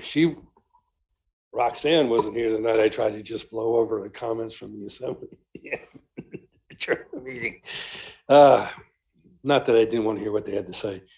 All right, the first thing is going to be the ordinance on the land acknowledgement. That's going to be the introduction. I stand corrected. It makes it a lot better. It means we got another work session to talk about it some more. Then we have contracts, and the first one is North Star siding window upgrades. Do we have a staff report?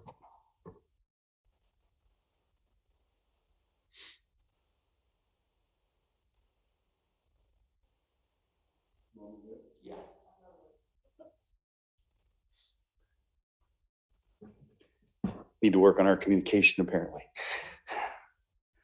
So this is for the FY 2022-26 North Star Elementary School siding and window upgrade. This is the continuation. This is part B, let's say. We have done the gym in the past. This is funded. Staff has gone and gotten approval from Alaska Department of Education and Early Development for $875,000. We put the bid out. We have three proposers. The low bid was Wolverine Supply at $778,000. Wolverine, I will remind you, is also the company that did the gym over there, so they're familiar with the facility. We believe that they did a more than adequate job on that facility, and we're recommending that you approve, authorize the manager to approve this contract and enter into it. And I'm here for any questions. Thank you. Questions from the assembly? Scott? Excuse me. I'm not- Scott Orn. I'm not sure, Dave, if you can answer whether it would take Dora, but the fiscal impact down at the bottom of the cover sheet was Kodiak Island Borough School District has provided $502,000 in funding to complete phase 1 and partially fund phase 2. How much money of that is going towards phase 2 is one of my questions. I believe if you go back further, there's a budget. So the total would be right now is budgeted $1,369,506. Cannot tell you exactly what the proportion is from the remainder of the first. I would have had to pull that folder. Okay. But this is the residual of the 1.5 that the school district had sent across, isn't it? No, Oh, no, this is No, the 10. we I'm haven't sorry. touched the I apologize. 1.5. It's the 10 that we had voted on here a number of years ago. Yeah, so that's where the 875 Right. comes from. Right. But the 502 was some money, and I just couldn't remember, Dave, how much was.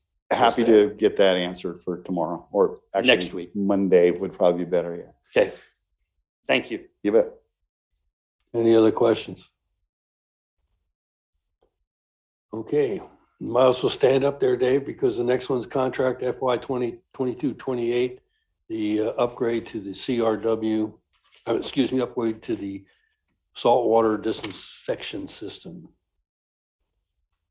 So we identified throughout this past year that the system that's required to what some would determine to be sterilized, the effluent coming from KFRC, primarily the salt water that goes through the aquariums and also the research, that ozonation system that was originally put in the building was never truly a functional system. So for 25 years or whatever the age of that building is, that system has not properly done the decontamination. So this decontamination is required for 2 permits for leaseholders that are in the building. You have NOAA and you have Alaska Department of Fish and Game, for captive animal research. And basically they were not complying with their permit because we were not providing what the lease requires. So what's interesting, and I did this specifically after having input from a couple of times we broached this in the assembly meeting, is that I've actually included 2 proposals in this packet. One of them is to study so you have one proposal for 124,000 and change, and one is for 114. And the $10,000 difference is that if you truly want to determine if it would be better to use UV versus ozonation or just ozonation. So I'm giving you that option, and we can change it if we discuss it tonight. UV will be more expensive initially to put in, was our engineer's first thought. It will likely increase your electrical, but it would not require continuous procurement of chemical. Whereas right now we're using chlorine to comply with the permits that are issued by Fish and Game. So we have a system now that's temporary. We would like to include the chlorination as a secondary system for whatever the primary system is. We've also had the consultant come up that is the ozonation expert, and ozonation has become the decontamination for wastewater of choice since the marijuana industry has gone as crazy as it had, because everyone is interested in decontaminating their water and recycling it, because water costs money in the real world. So there's two options here. We don't normally give you these options, but I figured that this way the assembly can decide. Thank you. Dave, the only difference I'm seeing between the two proposals is the disinfection alternative analysis. So this is where they're going to compare. Correct. And come back to us. And we, as to which way we go. Yes, and we actually have, they're going to come back to us. We're going to look at initial installation costs. What I asked for is initial, and also long-term maintenance and how much to run the system.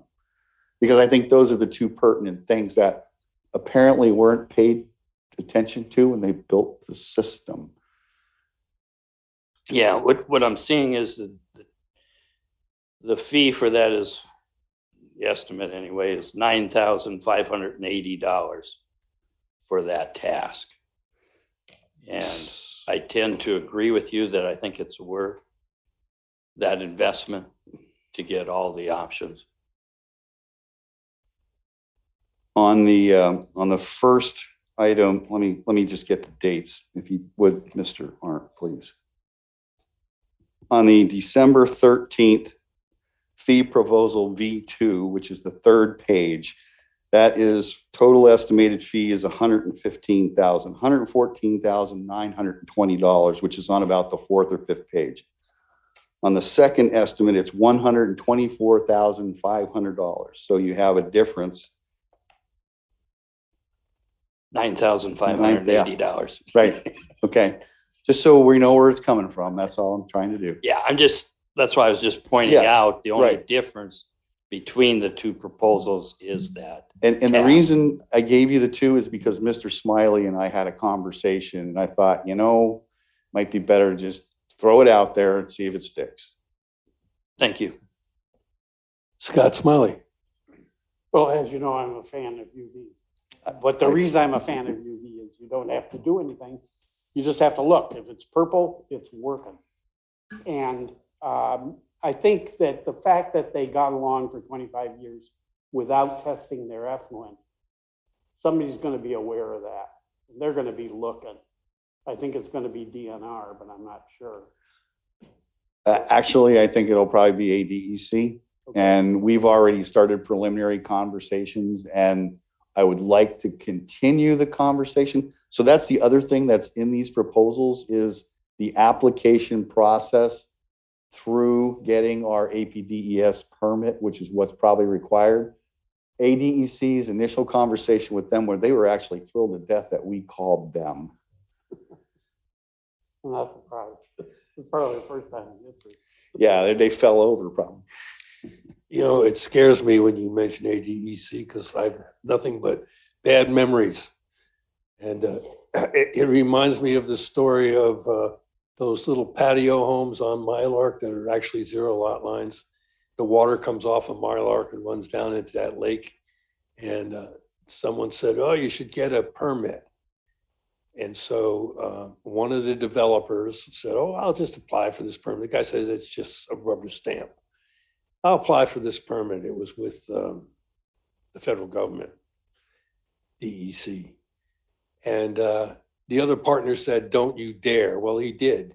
And when he was done, there were 10 agencies demanding all this information on water that's been running off that road into that lake for the last 60 years at least.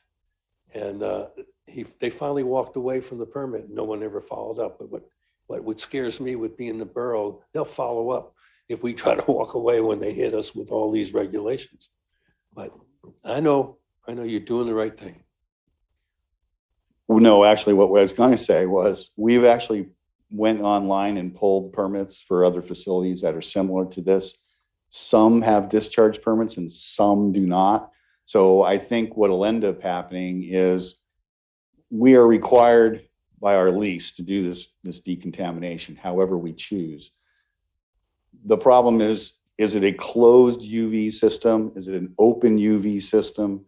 There's a whole lot of intricacies that are someone way smarter than me needs to figure it out. Any other comments? Any other comments before we move on? Okay. Excuse me, Mr. Mayor. Yeah. Can I have we want to go for the higher price or the lower price one, kind of consensus? I have a feeling that this assembly would rather you go for the higher price. Okay, well, I That's see like a whole bunch two of us had said. It's better to have the visual. Thank you very much. Okay. So moving on from that, we go to change order number 15, amending contract number 2019-10 for construction fees for the main elementary school roof replacement. You're up again. So we're requesting $64,560. This is coming out of the borough. It will come out of the borough. It's the EF budget. This was money that I'm taking money that was initially budgeted this current fiscal year for repair of some concrete stairs over at the middle school. Why I'm doing this is because, number one, you should never water blast an aging cedar shingle roof. Once you put a roof on your house, stay off your roof. This roof at Main Elementary ended up full of moss. There are other methods of cleaning moss. If the moss was the problem, it should have been cleaned 15 years ago, not last year. The roof was water blasted and it shows the degradation. I believe at this point, this is not the time of the year to try to effect a repair on a roof that's not leaking. So consequently, let's be smart. Let's get this thing designed. We already have had an engineer go inside this roof, which the paperwork is in here. It's determined to be sound. We know there are a few areas that are soft. We will bring the architect up so that we're sure we get this correct. And please, we're going to go to architectural asphalt shingles, no more wooden shingles. And if we decide once we have this out that we don't or have the money or don't want to spend the money, we can look at phasing this repair or replacement. But the budget's going to dictate it. Right now, I just really would like to have a bid package that I can put out on the street. Comments from the assembly? Scott Smiley. I was just looking on the web for the prices of roofing, and steel roofing is between $40 and $70 a square, as opposed to 35-ish for the architectural asphalt shingles. Why aren't we going with steel? Why aren't we, or why are we? Why aren't we? Well, number one, steel and salt water don't normally get along. If you go to East Elementary or meet me at East Elementary on Monday and we'll look at that roof. And that's why I would not recommend steel. Okay. Because that's the next roof we're going to talk about. Well, I thought there were ways to It depends how it's manufactured. It depends if you're having to shear and have exposed steel at the ends. I have a metal roof on my house, and everything that's cut and covered by flashing, you can't see the rust. But after 17 years, all of my fasteners are starting to rust. So my recommendation is the asphalt shingles. And you can get help me, Mr. Arndt, 30-year warranty? 50-year warranty on 50. Malarkey architectural shingles. Yes, thank you. Yeah, as he said on the metal, basically almost all the major brands, their warranty is actually null and void from day one on the installation. If you're within, usually it's 2 to 5 miles of saltwater. No, thank you. So it isn't just East Elementary that's deteriorating. We have the deterioration taking place on the middle school, metal roof there, wherever we've had that metal roof installed. And the prices that you're quoting are for the cheap stuff. You will not get the good stuff for that kind of price on there. So, but it needs to be a minimum 50-year shingle, asphalt shingle. We've gone to installing those on Woman's Bay Fire Station. We also did it. We took the metal off of here also and put it on Bayside Fire Station. And those cedar shingles were supposed to be a 40-year, but they're not supposed to be pressure washed. And so that created the problem. So my suggestion is very much so 50-year asphalt shingle on there. Then Dave, I noticed in the packet, there was a Kingdom Detailing. Is that the company that did the pressure washing? That's correct. And then they provided, that is a repair cost, and that company is no longer in Kodiak, Alaska. They never were a contractor either. You would have to talk to the school district, sir. Yeah, I understand that, but they were not a contractor. So that was a problem with what was done there. So anyway, looking at this, the 64,560 includes the construction services too on there. I noticed on one of your, which page was it? Oh, it was one of the pages where it had, 62 talks about the description of the change order on there. It doesn't speak to the construction administration. I thought you might want to put it in there. It talks to the design, but not the construction administration as part of the change order, just so it's clear. Thank you. Well, the other thing I would say is that could potentially be variable depending on where we end up with the bid package. So we'll have to look at that, but primarily we need to get the bid package done. But I will verify this with the architect. Yeah, I'm just saying it's included in their quote here, so it should be mentioned. Thank you.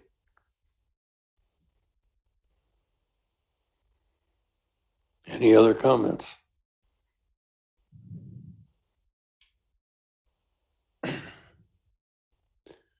Okay, Dave, I guess you'll get home earlier than me tonight. Oh, okay. That brings us to ordinance for introduction, a budget amendment.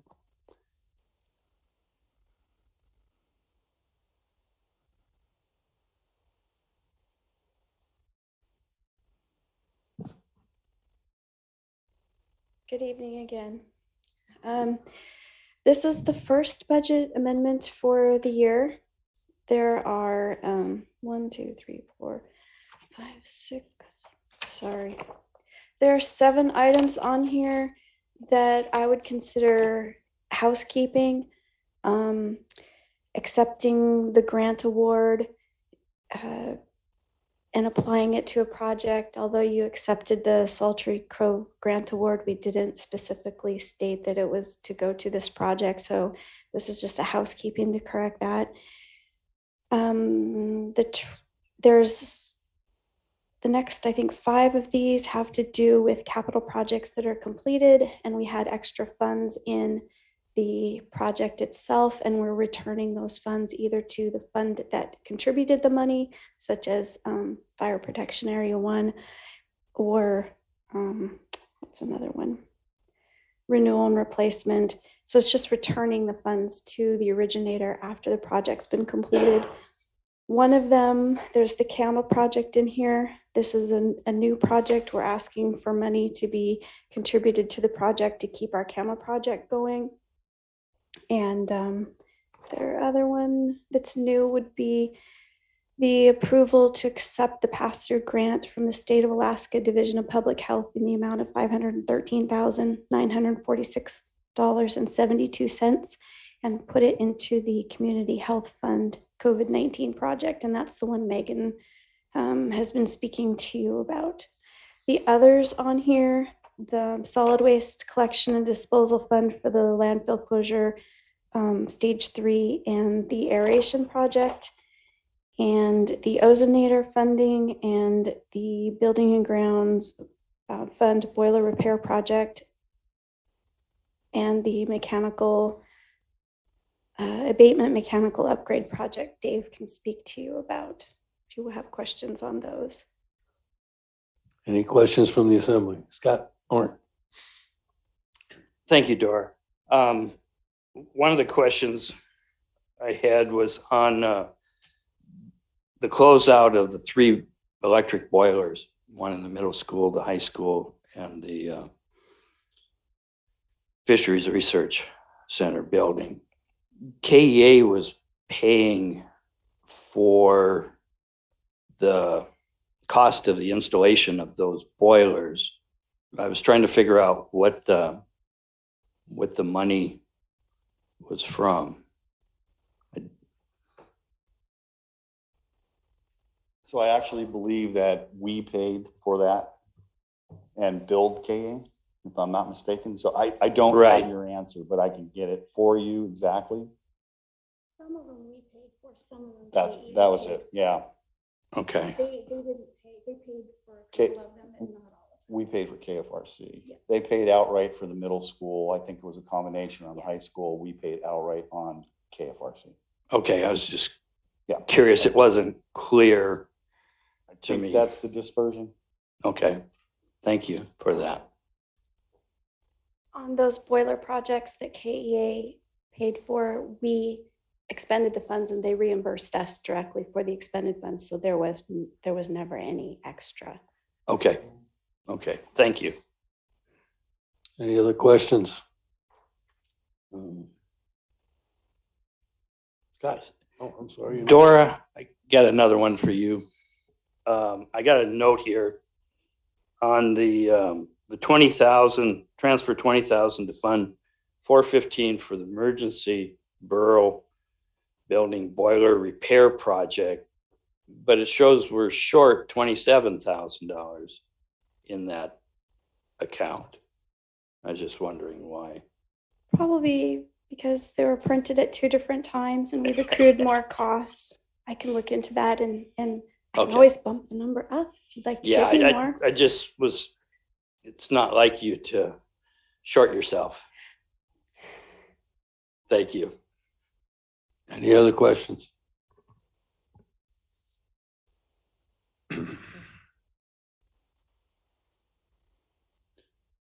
So we have, under other items, we have a number of boards and commissions that have open seats.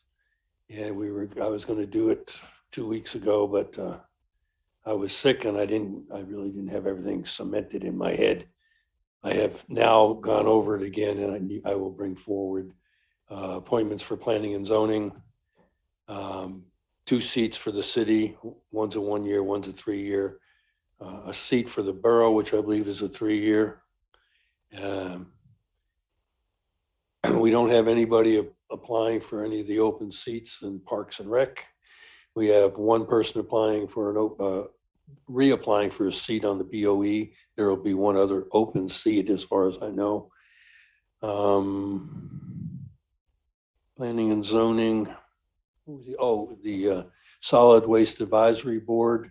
We are going to reapply 2 people who have reapplied, Doug Hogan for the construction and Williams from Walmart for the retail.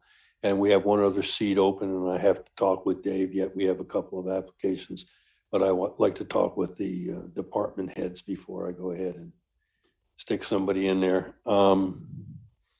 So with that, I will bring that all forward to you next week, and you can vote on it. We'll vote on them individually so that you can say yea or nay. I am going to follow the recommendations of the city on their 2 seats on the planning and zoning. I'll tell you that right now. There was some discussion with SEMA to swap them, but I don't see doing that. I think we'll just go ahead with their recommendation. So with that, we have one other thing on our agenda for next week, and that's planning and zoning. Well, we have the reconsideration of the fisheries thing, but we already talked about that. The planning and zoning case on removing split zoning on a tract of land from industrial and business and converting it to all business. Staff report. When I left work today, the intention was that this would move forward. The applicant would prefer to have stipulations on the application that'll have to be resolved in the future, but they do not wish to have it delayed. And that's the way staff is continuing. There are some questions. What's out there is questions on the drainage, that the city would like to see a drainage plan that was not put together prior to the city Public Works Department Director's retirement. So that's what the outline thing, the plat note that'll be on there. Yeah. This is going to be a clarification. A rezone is an ordinance change. We can't do it as other items on the agenda, and it has to be introduced for a public hearing. So this is not the procedure for rezones. So this needs to come off of here and go on. Basically, there's an advertising process, and I don't think you're going to make it right now on there to get it on the meeting next week on there, because it needs to be an ordinance for introduction. All rezones are done that way. And so. No, you're right. You're absolutely right. Look into it if you meet the deadlines. Otherwise, it's going to have to be postponed. I'll talk to them in the morning. Okay. I'll speak to them on Monday, actually. Okay. With that, we go back to comments of the assembly. See, I didn't forget this time. And you guys keep moving the seating around here. So I like to start from one side and go this way, and then that side and go this way. And every time I turn around, I used to sit over there and have 3 people, and now I don't. It's musical You're chairs. confusing me. I mean, take me serious when I say I'm old. I am going to start then with Joe. First, I'd like to welcome you, Roxanne, to Kodiak. I'm excited to see how this is going to turn out. It's going to be fun. I'm thank the staff for all of the stuff that we've got. I got a whole bunch of budget stuff that I'm trying to retain. So that's exciting. It's still icy out there, so I think we should all be careful, but my main point is to welcome you to Kodiak. Thank you, Joe. Amy. Thank you, Mr. Mayor. I think that we need to do a better job with some of the education of people who do tune into our meetings. When we talk about consolidation, it's a really big topic. There's a lot of work that's gone into it by mostly volunteers in the community. And I don't want to belittle the efforts that they've put in it when I say nasty things like I think we should postpone. So as my education piece, if you go to the borough's website on the home page for the Kodiak Island Borough, if you click on the government tab in the top left-hand corner, you're going to be able to get a list on the left-hand side of the page as all the topics are listed in a green box. And in that green box, there is a tab that is called the question of consolidation. And you're going to be able to find the work plan, the petition, information about the boundary commission, all the things that you need. So when you do get that survey at your house, you have some information that can help you answer those questions. Contact an assembly member, contact the new borough manager. Welcome, Roxanne. Contact the mayor, ask questions so that when you guys get that survey, it's informed, because that's the kind of input we really need. And that will help this process move forward. Thanks. Thank you, Amy. Scott Orn. No further comments other than welcome, Roxanne. Enjoy. Enjoy. Jared. Welcome, Roxanne, and Happy New Year. Mr. Smiley. I attended the SWAB meeting yesterday. Nick Szabo retired. It was his last meeting. He really deserves a big hand for the leadership he's posed on SWAB committee. He said his favorite thing was the banning of the plastic bags. I think his favorite thing was the arguments about bears and dumpster carts or whatever. He certainly got happy about those sorts of things. At any rate, it was a good meeting. One of the SWAB members, Ms. Pruitt, had on Facebook today a photograph of a deer carcass that had been pretty thoroughly stripped, lying on the ground next to a dumpster on Salif. You can't think of a better way to bait bears into a dumpster area than to leave half fleshed deer carcasses lying there. We need to do better than that. We need to watch them. I don't know what the great alternative to our situation is or how to improve it.